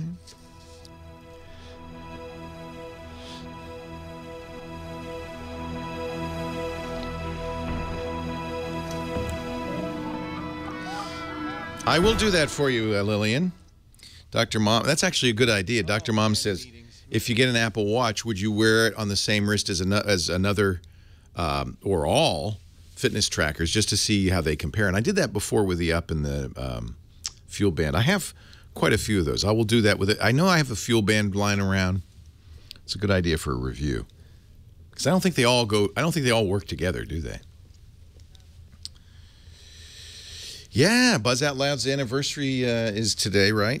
10th anniversary. They're actually older than TWiT by about 2 weeks. So they're doing a anniversary show with all the old buzzers. Jason Howell, who still works with us, Veronica Belmont, Molly Wood, who's now working at Marketplace, Tom Merritt. Fun. I wish I could watch. Chris has fixed his problem. Good. We'll do it right. Well, Chris will be next. Hook him up. Leo Laporte, the Tech Guy, our musical director, Nathan Staten. And, yes, he's got it working. His audio's working. Chris Marquardt, our photo guy from DiscoverTheTopFloor.com. Hi, Chris. Hello. A bit of a scramble here, but yeah, technology, you know, I'm I'm on the tech guy show. I might need your help. You know, it's really sad because I can't ever have a problem with computers because people always make snarky comments like, "Oh, gee, you should probably call the tech guy." Like yes. the tech guy has more computer problems than other people because I try more stuff. The more techie you are, the more likely you're going to be doing something like very true. Change your audio interface right before the show. Well, I didn't change it right before the show. It was working for a long time, and it just stopped working a minute before the show. Oh no, I would never do that. I've been in the business long enough. I would never do that. Yeah, you know better. What do you want to talk about today? Well, I've been changing one thing here lately, actually, and that has to do with light. You know, if a photographer wants to start using flash, light is really essential to the photography. But with flash, you always have the problem that you have this short burst of light, so it's really hard to visualize. It's really hard to imagine what it works like or what it's going to look like in a photo. So what photographers try is often they try to avoid the flash straight in the subject's face, like the flash on the camera, because that never really makes a nice light. So they bounce it off a ceiling or they bounce it off a wall if they have a bigger flash unit, and they just kind of turn it to the side. And this way you get like a bit of a more diffuse light. But I teach photography, and the problem really is teaching people how to work with light and how to do that. And I've just recently realized that we are actually now at a point where we can use one specific continuous light source that has changed over the last years, has become better, and that is really easy to control, and that is LED lights. Have you ever experimented with LED lights? We lit the whole studio with LED lights when we first started. And they make a whole bunch of sizes and stuff. In fact, there's 2 LED lights right over here. Right. And the reason you like LEDs is because they never burn out, and they don't get hot, or they don't get too hot. Exactly, as opposed to tungsten lights who get hot. And, really hot. And if you have fluorescent lights, that's sometimes a bit difficult to get the colors right. But, you have to spend a lot of money to do that. With LEDs, LEDs have, over the last years, come down in price, tremendously come down in price. And the performance has increased. Very economical in power as well. Yes, they have become brighter for the same power. So the thing is, with the prices coming down, you can now actually get LED panels. You can go to a place. We used to have these small ones, like the ones you put on the top of a video camera with, like, let's say 100 LEDs in them. And those were a few $100, and they have come so far down that now you can actually get LED panels with 500 or even 1,000 lights for a couple of $100. That's a good deal. Now, we've been getting ours from Light Panels, L-I-T-E. Oh, those are super professional. And they kind of are pricey, aren't they? But that's what we use. What do you recommend? Well, you can get some that are made in China, maybe by Yongnuo, or there is a product called Aputure, not Aperture, but A-P-U. These aren't flashes, right? They're just always No, these are continuous lights, and that's the nice thing. You don't have to imagine what it's going to look like. You will see what it's look like. Right. You don't have to visualize it. You will see what the result is going to be like because the light is on. Now, how about color accuracy? I mean, isn't that an issue sometimes with lights? Better. They have to be at a certain temperature consistently. It's true. But they are getting better too. I have looked at the spectrum of, like, a fluorescent light has a light spectrum that has lots of holes in typically, so it's not a continuous light as a tungsten source. The LEDs are getting better. They are getting more continuous in the spectrum, and I find that the advantage that you have with the ability to just see where the light is going to be and what it's going to be like, as opposed to having to visualize it, outweighs the even minor color inaccuracies that you might have. Now, this is obviously for an in-studio system, not something you're going to bring with you as you travel around. No, this is something for a photographer who really wants to start playing with these toys, and people start getting these small flashes, and a lot of them get frustrated easily because it's really hard to get good results from the start because you have to really work it and you have to really test out a lot of things. And with a continuous light source, it is there. It is there for you to see. So there is no guesswork in it anymore. And that's what makes it really appealing, especially with the price points that are really good. These things are even dimmable nowadays. So you get a little button on the back that you can turn, and then it'll change the brightness. They come with color filters, so you can, if it's too cool, You can put like an orange filter sheet in front of it, and it'll look like a tungsten light. It simulates a tungsten light. So it's really amazing how these things have evolved over the last, I would say, 5 years. And it's one of these things that I haven't really looked at 5 years ago, or over the last 5 years, because it's all too expensive and so on. And now I've just looked back at the LED lights, and I just realized that wow, they have changed so much. I should probably take another look, and I'm in the process of playing with some of these, and it's a lot of fun. I've used, and I recommend, if for video shooting, that these you might want to bring on the road. Light Panels makes like a little micro that fits into the hot shoe of your camera. Yes, and it has a dimmer. You could turn it up and down. It's daylight, so it's pretty easy to do the white balance on it. And they're like $200. It's not cheap, but for people who want to shoot video and have a light that they carry around with them, that actually works quite well. They're very light. Yeah, but even at home, so many people have a use for these. If you want to sell something on eBay, want to take some nice product shots, you could put them on a table, and you have this little light next to them, and you move it. You move the light. You have the camera in your right hand. You move the light around with the left hand until it looks good, and then you shoot. It's such an easy way to get good light and look. You don't have to take a test shot with a flash and all that. It's really dead simple right now. Yeah, it's gotten better. Fun stuff. If you want to know more about photography, this is the guy. He does great workshops all over the world, 2 in the U.S. coming up. You can find out more at discoverthetopfloor.com. And you have links there to the podcast, to your photos. It's all there. It's all there. Discover the Top Floor is the best place to go. That's an easy one to remember. And, of course, we put a link in our show notes. Thank you. Our assignment this week, or this month, I should say, and there's no money in this, by the way. There's nothing. It's an excuse to go take pictures. And you don't need a light panel or a fancy camera. You can do it with your camera phone. But we want you to illustrate the word or concept. Is it awaken? No, asleep. Oh, awaken was last time. Now we're going back to asleep. Asleep. So we're not going to tell you what that means. I'm not going to tell you what to take a picture of, but illustrate the word or the concept, the idea, asleep. You can submit up to 1 picture a week on our Flickr group. So you got to be a member of Flickr, but that's easy. It's free. In fact, everybody who takes pictures should.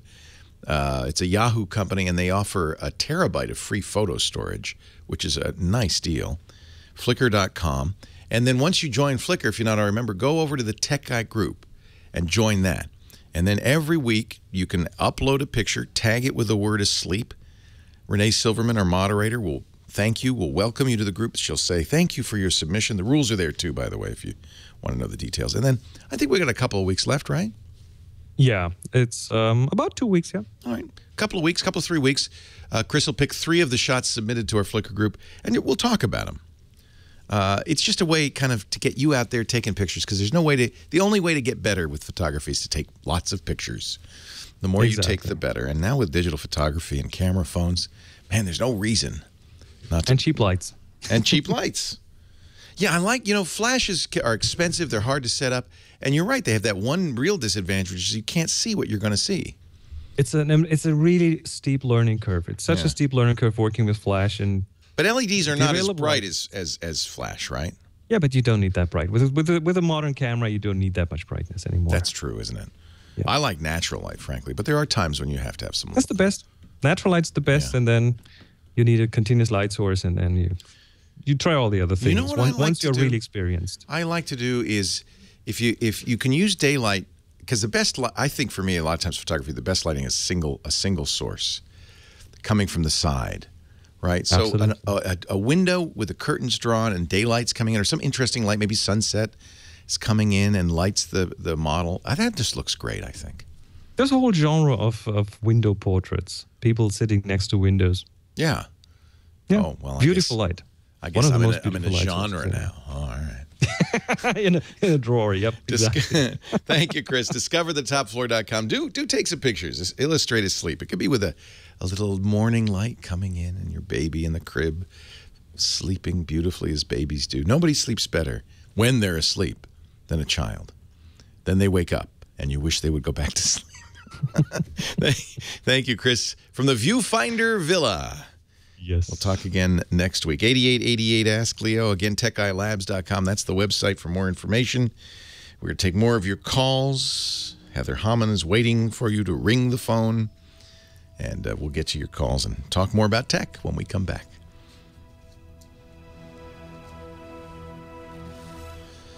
Thank you, Christopher. Thank you. I'm glad you got it working. What are you using for an audio interface now? It's a Motu Ultralight AVB, brand new kind of thing. And I love Motu stuff. But for some reason, USB input wouldn't work. Audio input wouldn't work. I don't know what happened. I just don't know. Computers. Can't live with them. It's beautiful. It's got all the routing and everything. It's a full digital mixer with like 64 channels and stuff. I used to have a really, way overkill. Yeah. I used to have one with 8 mic inputs, and it was so nice to have. And I like the sound of it. I mean, yeah, they're very good. This sounds great. The EQ is good, and it's the quality is superb. And it looks like you're using a Sennheiser now. Is that new? I've been using the 421. The old 421, which is still... Love that mic. I love used that in radio for years. Yeah, it's nice and warm. Yep. Yes, it is. Love it. All right, sir. All right. Take care. Talk to you again next week. Bye. Bye-bye.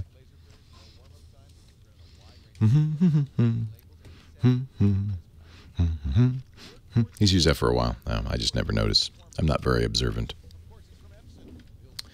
Can you tell me if you see my scheduled Meerkat with Ben Rubin? Do you see that on Meerkat?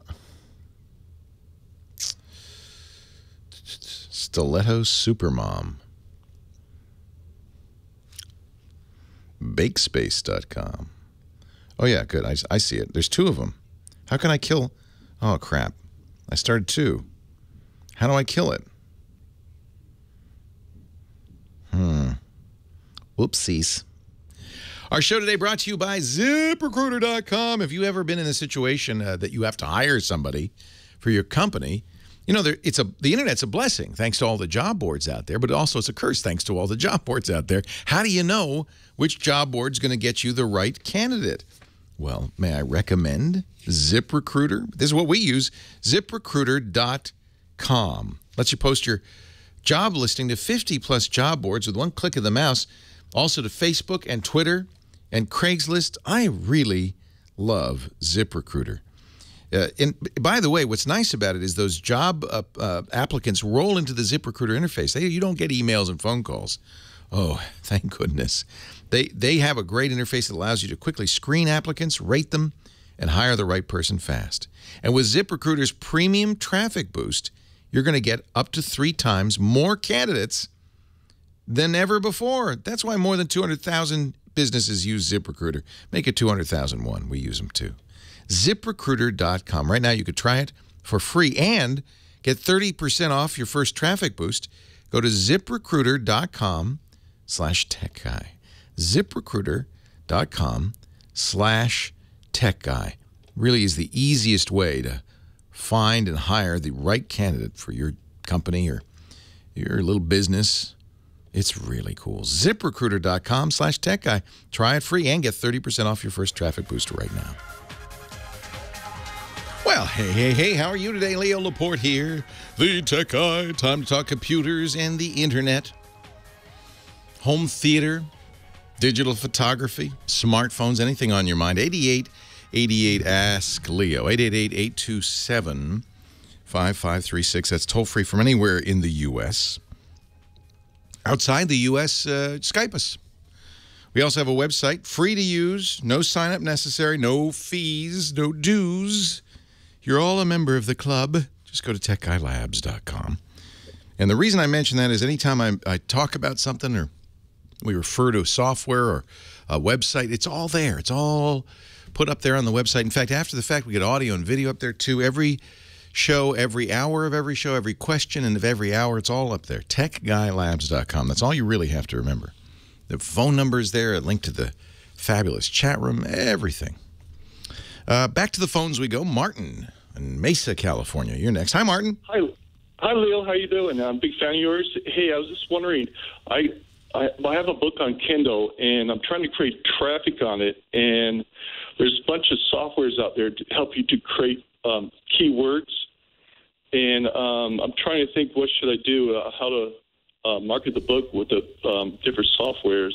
Yeah, one thing you can do, and a lot of people do, is buy search terms.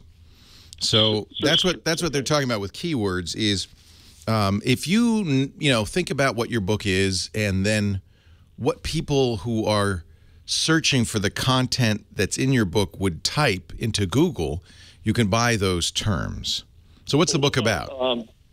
It's called it's Harry Potter and the Golden Spoon. It's a spoof on Harry Potter. So it's what we call fan fiction. Okay, fan fiction. Okay. Yeah. So you might buy. Now it will be expensive to buy Harry Potter because the way Google does this is very interesting. This is called, by the way, AdWords. Okay. The way they do it is when you buy a search term, you buy it in an auction process. So, for instance, let's say you wanted to buy the search term lawyer. There are a lot of other lawyers who would love when somebody searches for, if you search for lawyer, Los Angeles, or even lawyer Mesa, you would love as a lawyer for your name to show up in the ad. Now, remember, this is not, you don't get to buy into the search results, but right above it, there's a block of ads. You'd love to get there, or maybe on the right-hand side, there's that column. So you can say, well, I'll pay a certain amount for each and every time the word lawyer, the search for lawyer, shows my name. And if it were lawyer, it would be very expensive. If it were plastic surgeon, it would be very expensive. If it were leaf blowers, might not be so much. Harry Potter's not going to be cheap, but you might as well, at least there's no obligation, see what it would cost.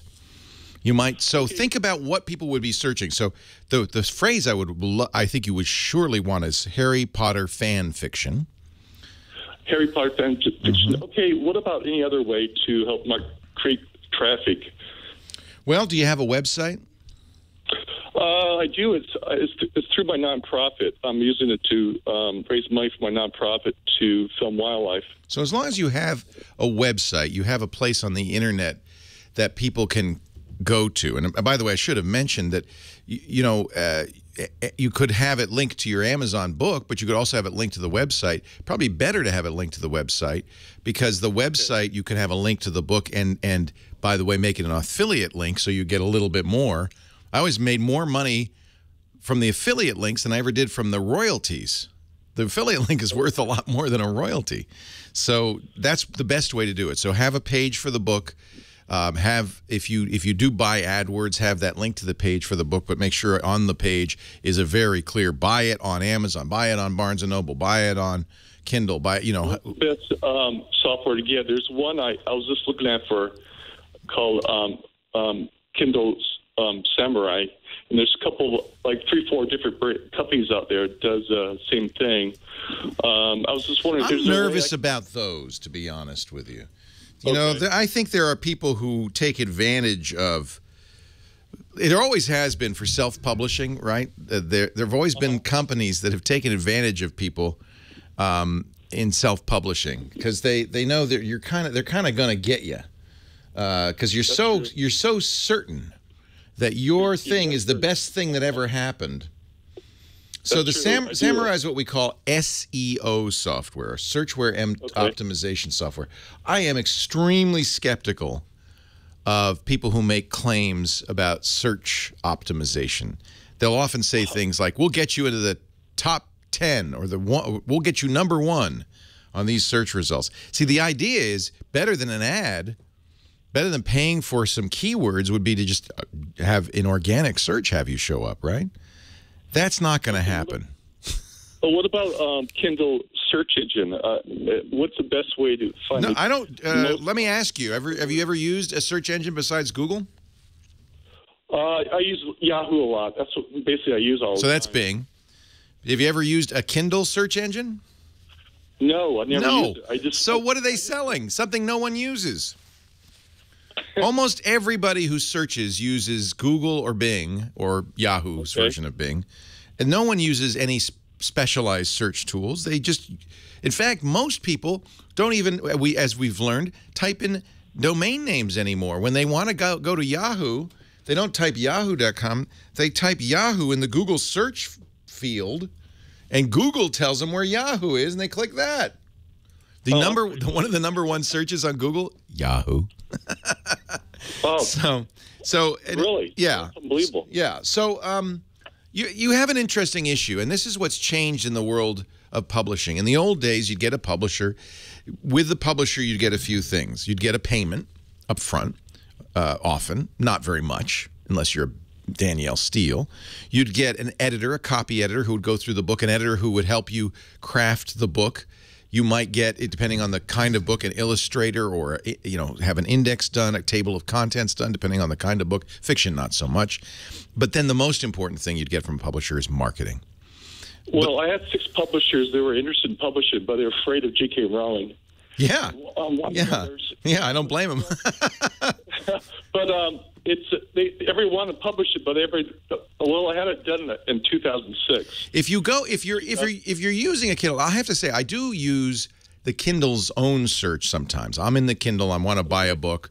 I know what the book is. I will hit the home button, the magnifying glass, and type a name. That's Amazon, and you can't control that. No one can. That's Amazon. Leo, let me ask you: how can I find the top 10 words on Amazon I can use to get? That's a good question. I'm sure there's a site for that. There is a site for that with Google AdWords as well. So that you understand what the search terms are. I would caution you against buying search terms that are not applicable. Don't buy open heart surgery because if somebody types open heart surgery and they find Harry Potter and the Golden Spoon, they're not going to be too happy, and they're not likely to buy your book. So buy search terms that make sense. But you're right, you would and there are some very good books on how to use AdWords. There are probably good books or websites describing what search terms to use when you put a Kindle book up. I don't know what they are off the top of my head, but I'm sure the chat room will come up with some, or we'll mention them on the air, or people can go to techguylabs.com and enter that in a comment, because we have a comment section. I would love to know that myself, actually. My friend Guy Kawasaki has written the book on self-publishing, and I recommend for anybody who wants to self-publish. And by the way, if I were writing books today, that's how I would do it. He's written a fabulous book called Ape, A-P-E. And Guy is a former evangelist for Apple. He worked there in the heady days of the Apple II. If you go to, and of course he's got a website, apethebook.com, apethebook.com. It's author, publisher, entrepreneur, how to publish a book. He's got all of this information about the best ways to do this. Some of this you've already solved, but some of it, marketing, is the toughest nut. He's an expert. Leo Laporte, the tech guy. Hey, chat room, what's the link for the Buzz Out Loud stream? I can't find. I would have thought Tom would have put it on his website, but I don't see it. It's a cookbook. Oh, it's a cookbook? Harry Potter and the Golden Spoon is a cookbook? See, if it were fan fiction, you could get away with it because it's parody.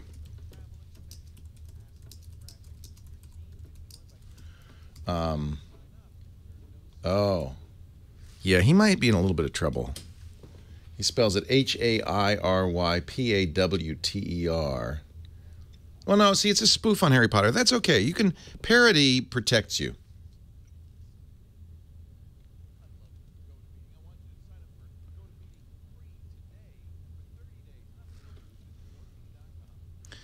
The interesting thing is if you type, as I did, H-A-R-R-Y-P-O-T-T-E-R and the Golden Spoon, you'll find it. Google's pretty smart with things like that. And it's one of the reasons you shouldn't try to spoof Google. That's one of the reasons I don't like SEO. See, this looks cool. Martin Marianos published it a couple of weeks ago. Got 1 5-star review.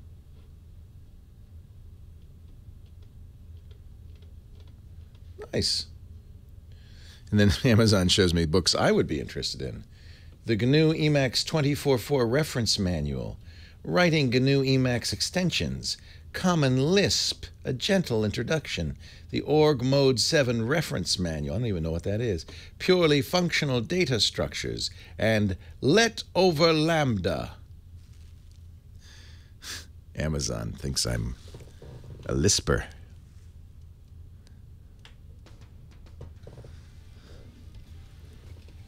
Someone says, everyone uses DuckDuckGo. Everyone? Yeah. Good for them. Well, they don't. Everyone uses DuckDuckGo. Have you heard of it? Yes. I've used it. But it's really just a rehash. What it is anonymized Google results. So you're still using Google. They said they were going to do their own search index, but I doubt very much they've been able to do that. How to Sell Your Books by the Truckload on Amazon.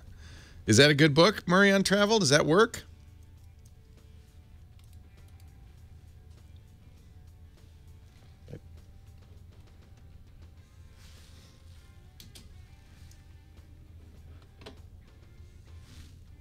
Let's put this in the show notes. If you recommend it, Murray, I believe you. It's good. Oh, it's a little out of date. Updated December 3rd, 2013. But it's free on Kindle Unlimited, so that's good.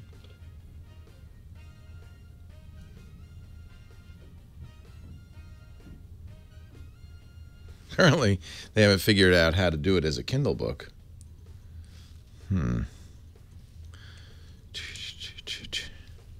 I would absolutely self-publish these days. I love that you say that.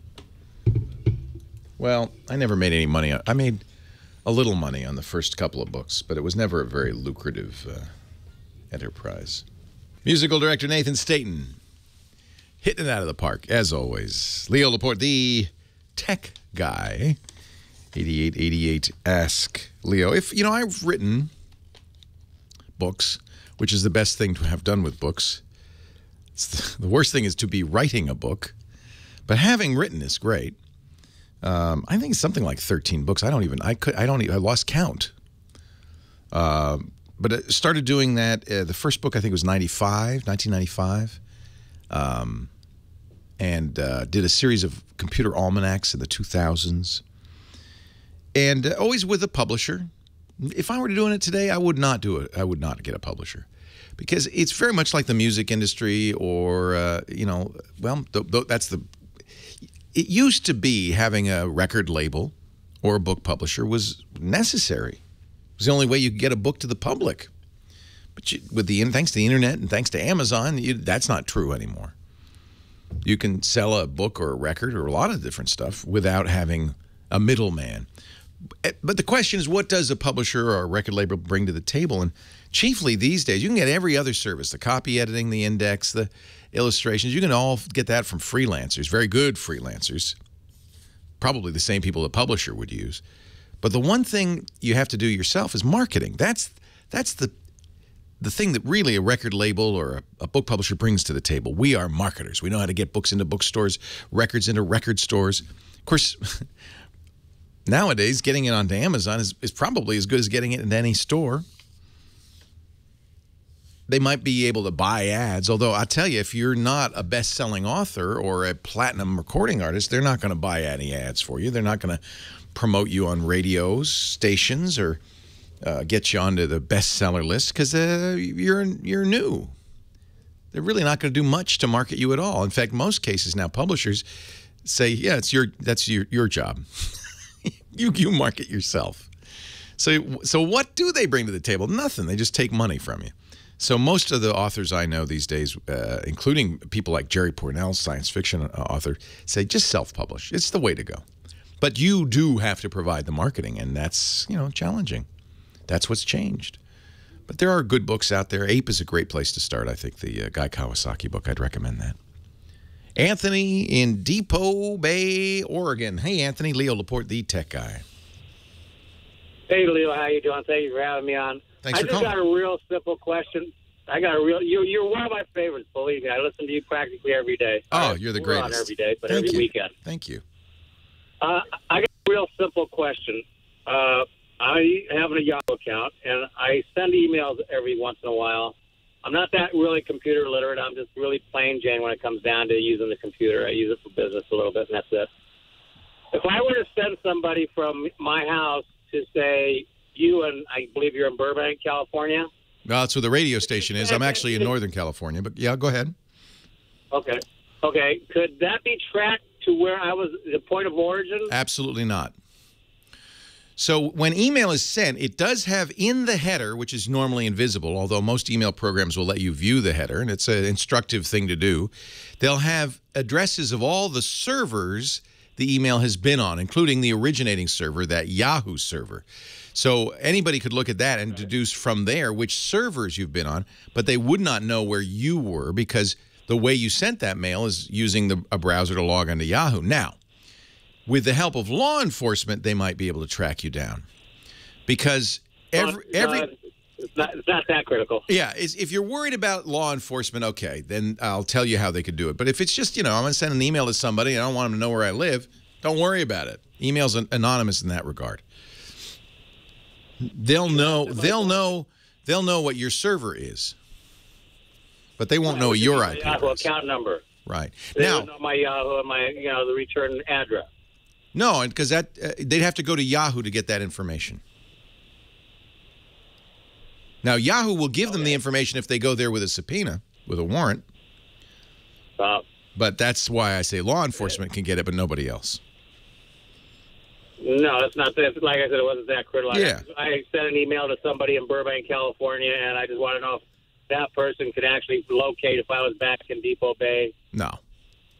That's why email can be used for so many nefarious purposes. You can't trace it back to the sender. You can only trace it back to the originating server. If the server were in your house, yes.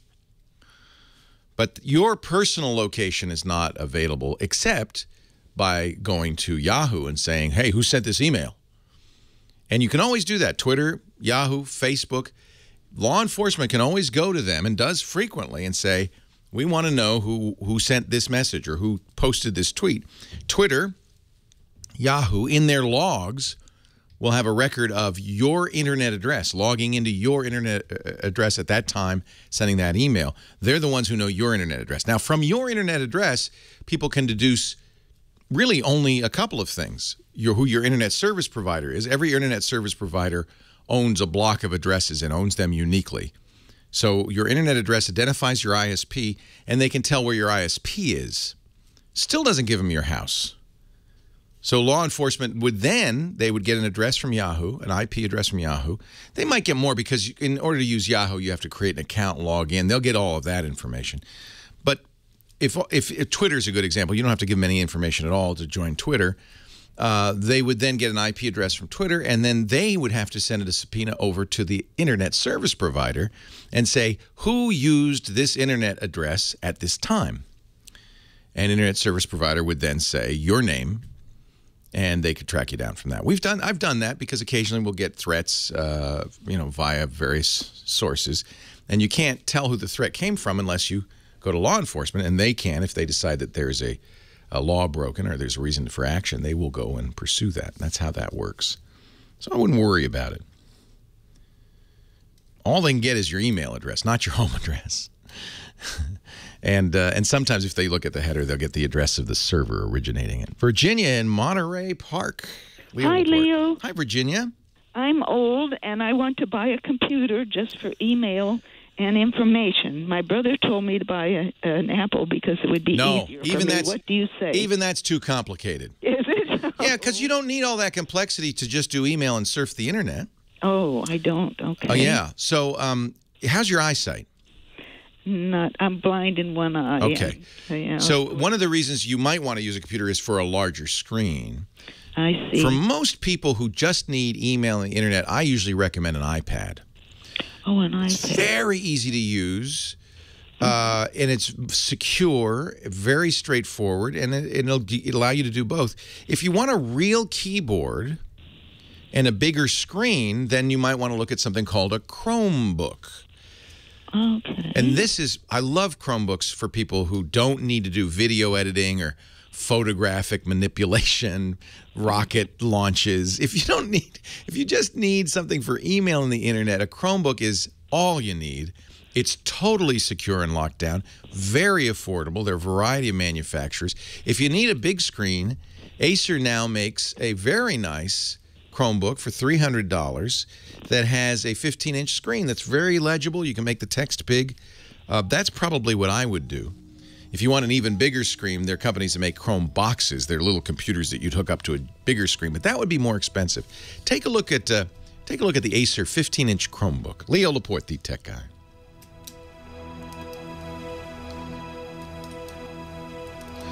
Johnny Jet is on Saturdays. So he was on already 24 hours ago. Actually, 25. Love Chromebooks. The problem with Macs is the same problem essentially with Windows, which is you're getting an operating system that is a much more multi-purpose tool. And with that comes much complexity. And let's not have all that complexity. You don't need it. You're not writing symphonies. You're not launching rockets. You're doing email and surfing. All you need is a browser. So a tablet's good. Even a tablet's probably more than you need. I love Chromebooks. Love it. And then, right, the LG, that's a nice one. The Chrome-based, that's a all-in-one computer with a 22-inch screen. More expensive, but a lot less than a Mac. Hello, Gary. How are you? I am well. Yourself, sir? I am good. This is my version of the country store with the pickled barrel. It is. You got a checker set? Let's play some checkers. There you go. I won't play chess with you. Oh, man, I blew it on the chess thing. I started another tournament, and then I didn't realize I'd qualified for the next round of a prior tournament. So all of a sudden, I've got like 12 games going on at once, which is too much for my little brain to handle. You have 2 or 3 days to make a move, so it's not like but it's a lot. And this third round of this tournament, which has been going on for a couple of years now, it's all like players over 2,000. I've got one guy's almost a master. They're just going to clobber me. Leo Laporte, the tech guy, performing technical support live on the air. Kenny, Temple, Texas. Hi, Kenny. Hello. How you doing? I'm well. How are you? Doing great. My question is, I wanted to know how to clone a hard drive. I want to upgrade my 1 terabyte to a 3 terabyte and just copy everything. Easiest way to do that, when you buy a new hard drive, the company, Western Digital, Seagate, Hitachi, they're all the same company now, provides software that will do that for that exact reason. You're buying a new hard drive, you want to clone the old one onto the new one. It does what's called a sector copy, which is exactly what you want, because you don't want to pay any attention to files or operating systems. You just want to go sector 1, sector 1, sector 2, sector 2. Just copy it one to the other. And every company, do you know who you're going to buy it from? Well, I tried it with Toshiba, and when I looked at the drive, it registered as it was supposed to be a 3 terabyte, and it registered as a 1 terabyte. Well, that may be your you tried what? Tried cloning? Yeah, I bought this device that's supposed to do it. You put one in the target. Yeah, that did too good a job. It cloned the hard drive size. You don't want it to clone the size, just the data. So what it did apparently is partition your drive into a 1 terabyte partition. That's not what you want. So whatever you bought, don't use. Yeah, I had to send it back already. I wasn't happy. You don't need any special hardware. You just need a way of. If it's a tower case, you put the new drive in and you run the software and it'll do it. Is it a laptop? It's a desktop. Yeah. It's got. Is there room for another drive in the desktop there? Yes. All right. So Toshiba probably, and I know Western Digital does. They go for their tools, and then their tools, they'll have a program you run on your computer, and it will. And you say, I want to clone drive A to drive B. If you've already done the clone, you might be able to take the partition and resize it to expand it out to 3. I would just get the tool that. Generally, you want to use the one that's offered by. Download on the internet, or or is it on the drive? Yeah, I'll tell you what. We'll put it. They don't include it on the drive anymore. They used to, but because everybody's on the internet, you just download it. They're small little files. I'll put links to the Western Digital tool, and I'm sure Toshiba offers a tool. Samsung offers a tool. You just download the tool. Can you recommend a good drive to buy when it's not going to? I usually buy Western Digital drives. Okay. But if you already have a drive, I'd keep whatever you got. Drives, the drives are drives. It's about as close to a commodity as you can get. You know what I mean by a commodity, like pork bellies or soybeans. There's not much to differentiate one soybean from another. And there's really not much to differentiate. Despite what the manufacturers would tell you, there really isn't that much to differentiate drives. I would say almost certainly that's, you know, when we buy drives, we buy Western Digital. They have a crazy color scheme that they use to designate what those drives are for.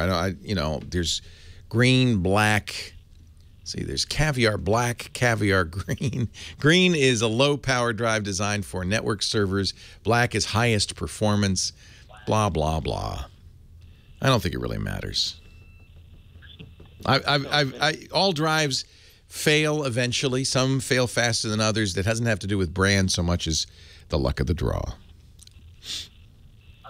Okay, all right, thank you. You're welcome. Thanks for the call. I appreciate it. Hank, Santa Ana, California. Leo Laporte. Yes. Hi, Leo, one of your regular dedicated listeners. Had a question I've been trying to get to you for some time, but you're very popular. It has to do with email, and you just had a question about it a while ago, and says, well, I better try it again, and voila, I made it. You got in. Okay. I'm less popular than I used to be. Yeah.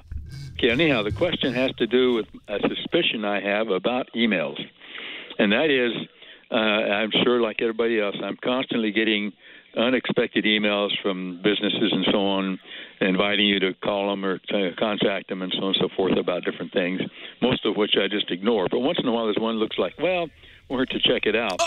But I'm kind of suspicious on what might happen if I open the email, because it might send a message back to them. It does. It does, in most cases. Okay, now what I do, and maybe I don't know if it works or not, but before I open something like that I'm suspicious of, I don't open it until I've disconnected from the net. And then I might take it open and shake it. Yeah, does that do any good or not? Yeah, it does. So let me explain the technology. And truthfully, I would never open spam, and I would never buy anything from somebody who uses spam, only because I want to discourage the practice. Yeah. It probably doesn't matter anymore. You know, most of the time I don't. Most of them I just don't. But that's why they do it, because if one person in 10,000 buys something from a spam email, it's so cheap to send spam. It costs them almost nothing. Well, yeah, that's it. They just send thousands of emails out. So they clog the internet with these emails, hoping to find one guy in 1,000. Yeah. I guess we found him. You. Exactly. That's the whole thing. That's why I won't open it if I don't. If I have anything, well, unless it's somebody I already know or already dealt with. So the way, here's how they do it. They do something called a beacon. So if I embed a 1 pixel by 1 pixel invisible image in an email, when you open the email, the image, by the way, is not in the email. It's attached to their server. When you open the email, it pings the server saying, hey, we got a live one. Exactly. That's what I suspected, yes. And that's a sure way to get more. Well, yeah, then they know who to contact. But they're about these thousands of others they've already sent them to. At this point, I don't think it matters what you do. Spam exists. Spam happens. So, all the time. So turning off your computer will at least prevent that beacon from happening. Yeah. And as long as you close the email before you turn your computer, put your computer back on the net, it shouldn't give them a signal. Yeah, exactly. Yeah, that's it. I don't do it till I've. There's another way to do it, which is, and I'm starting to turn it off. Yeah, another way to do it would be, and I do this, and I recommend you do it. A lot of people don't do it because they like graphics in their email and they like pretty pictures and fonts. I turn off HTML email. HTML is the language of the web, and it's what allows an email to have images, different fonts, bold, italic, and all that. HTML emails are chiefly, the reason I don't like them is because they're a vehicle for these kind of web beacons, these email beacons. But also they're bigger, they clog the inbox, and they can be a vector for even for viruses. So I don't use HTML email. It means all my email that coming and going looks boring and bland. It's just text, just plain old text. And there are emails if you get that I'll get that people use programs like emailers that do newslettery things, and I'll get those, and they really look terrible. But that's fine because I don't want to read them anyway. If you're sending me that, I don't want it. I don't want they're big, they're images I didn't ask for, all sorts of stuff. I don't want that. So turn off HTML email. Most email packages now do disable loading images in email for this reason. Beacons is one. The other is that potentially, if you load JavaScript and you load corrupt images, potentially you could infect yourself by just looking at an email. So almost all the email programs I know of don't display email. The only problem is if you're using a browser to look at your email. If you're getting Google Mail or Yahoo Mail, browser-based mail, many internet service providers are doing that now, Outlook, webmail, then you can't disable it because that's how it's sending the mail. It's web-based. So paranoid old-timers like me will use a dedicated email program that just doesn't allow images, doesn't allow HTML. Just give me that text. That's all I want. And you should be all right. 8888 ask Leo. That's the number. Good question. Good question. I probably encourage people not to buy from people who spam you. That just eggs them on. Not that it's at this point doesn't make any difference. Probably not. 8888 ask Leo. Our last segment right after this. Leo Laporte, the tech guy. Jonathan, Riverside, California. Hi, Jonathan. Hey, Leo. How's it going? It's great. Welcome. Thank you. Thank you. I just have a pretty simple question. It's not too complicated. I've been I'm a gamer and I've been on like PlayStation and Xbox forever. But recently, one of my really good buddies got into PC gaming, and it's like the difference is like night and day compared to what like just the way that the game plays. Oh, you've just warmed the cockles of all the PC gamers' hearts. They've been saying that for years, and of course, they get less and less attention as console gaming and casual gaming takes over. Casual gaming is by far the biggest category. Those are people playing on iPhones or Android devices. Yeah, PC gaming, because it's more powerful processor. You've got much more powerful graphics processors, so you can be much more vivid. Screens are bigger. Some PC gamers get multiple screens. Mouse and keyboard are often more accurate controllers than a console controller. So yeah, PC gaming is definitely the way to go. Okay, so that being said, I have a budget of about $1,500. Oh, that's plenty. And I don't know whether I want to go with a PC or like a laptop, because he has a laptop. Don't go laptop. Don't go laptop, because there's a compromise going into a laptop. First of all, a laptop costs you more for less. Right. You got a budget. People who game on laptops do it because they want to go around to LAN parties and stuff. They want to go somewhere else. But is that what you want to do? No. No, you want to sit at your desk, do it here out of my apartment. turn down the lights, take off your pants, and game. Dude, you read my mind. Yeah, I sit in my underwear and game all the time. It's a great American hobby. So you don't need a laptop. A laptop is going to compromise because of heat issues, portability issues, and it ends up costing more. So get a good tower desktop. There are a couple of people who make great gaming machines. Gaming machines you tend to pay more for. Dell bought Alienware. They were kind of one of the big gaming machine companies. But there are other less-known gaming machine companies that make excellent gaming machines. And the reason I mentioned gaming is because these will have graphics processors designed to give you, great speed and performance. Brand-wise, boy, there's just a lot of them. Let me think of. I like Main Gear. I think they do good stuff. Main Gear. Falcon Northwest has been around for years. They carefully handcraft machines. They do a great job. Who was the company that for a while we had gaming machines from a company? I wish I could remember their name. You know who does? Go to tomsguide.com. Tom's Guide, and he has best gaming desktops for 2015. Okay. And he has a couple of different, and the price ranges from $499 to $1,674. They're well within your price point, and some great choices. And he'll have reviews. I'm not an expert on. We've built many a gaming machine on our network for fun, but. PC Perspective also is a good place to go, PCPer.com. Doghouse, that's the one. Doghouse Computers, they make great gaming machines. iBuyPower, also well-known. The reason you pick a machine that is the branded gaming is because they're going to pay more attention to the graphics processor, to speedy memory, things that are more important for gaming. Gaming is what really is harder core than almost anything else you can do on a computer. Traditionally in the past, advances in computing have come to a great degree from gamers who want more vivid reality, more resolution, higher resolution screens without sacrificing frame rate, things like that. Doghouse does some great stuff. We had Doghouse systems for a while. I really liked their computers. Have fun. What games are you looking to play, Jonathan? Well, I mean, I like mostly stuff like, you know, just first person shooters, and the main thing with me is that I really like FIFA soccer games, and those games aren't really that popular. No, it's first person shooters are primarily the PC gaming meat. Yeah, so the servers tend to be not that good for games like FIFA and hockey and stuff like that. Right. Go with Steam and Blizzard are the two big PC gaming servers. Those games are great. There's also a whole category of games, MMORPGs, massively multiplayer online role-playing games. Wow, I got it. And those things are fun. World of Warcraft's the best known, but there's EVE Online. There's lots of those. And those are kind of fun because you're playing against other people in a real world that can be all-consuming. I mean, that's the only risk of this is it is so immersive. It can be, frankly, addictive. And we're just on the verge now, I think, of virtual reality gaming. And that will require probably a high-end PC. You'll plug your virtual reality headset into it, and now you will literally be immersed in the world. You'll be able to look around, walk around. I think that's going to be interesting. 8888 Ask Leo, that's the phone number. Let's go to Mark in Corona, California. Hi, Mark.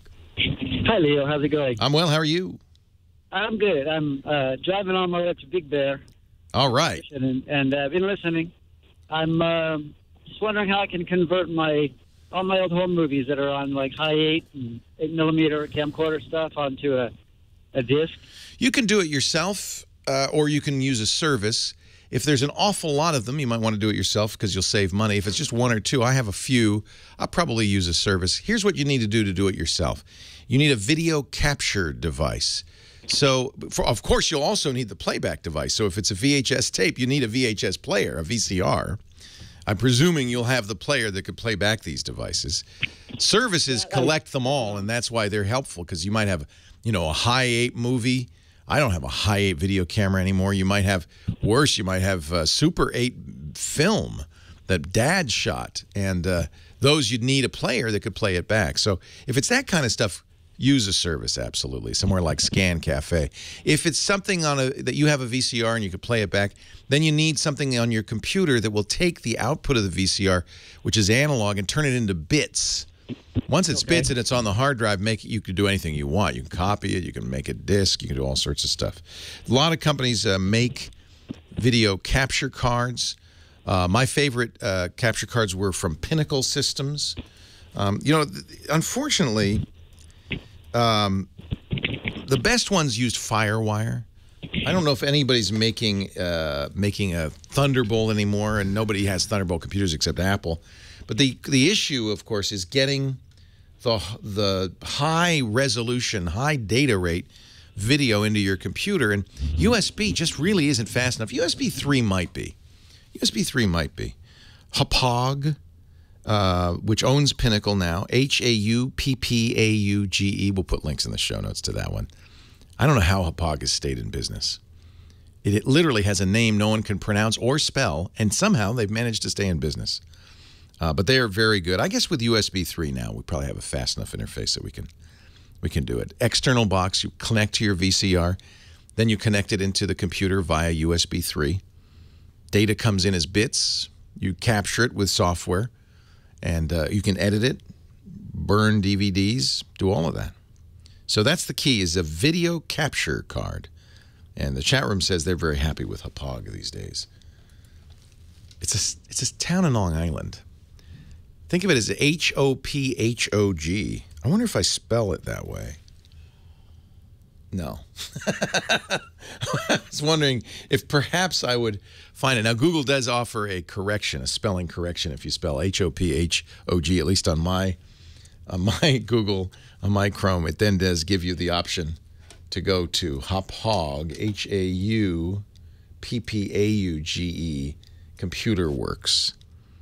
Boy, they really ought to get Hauppauge.com, don't you think? They make a variety of capture devices.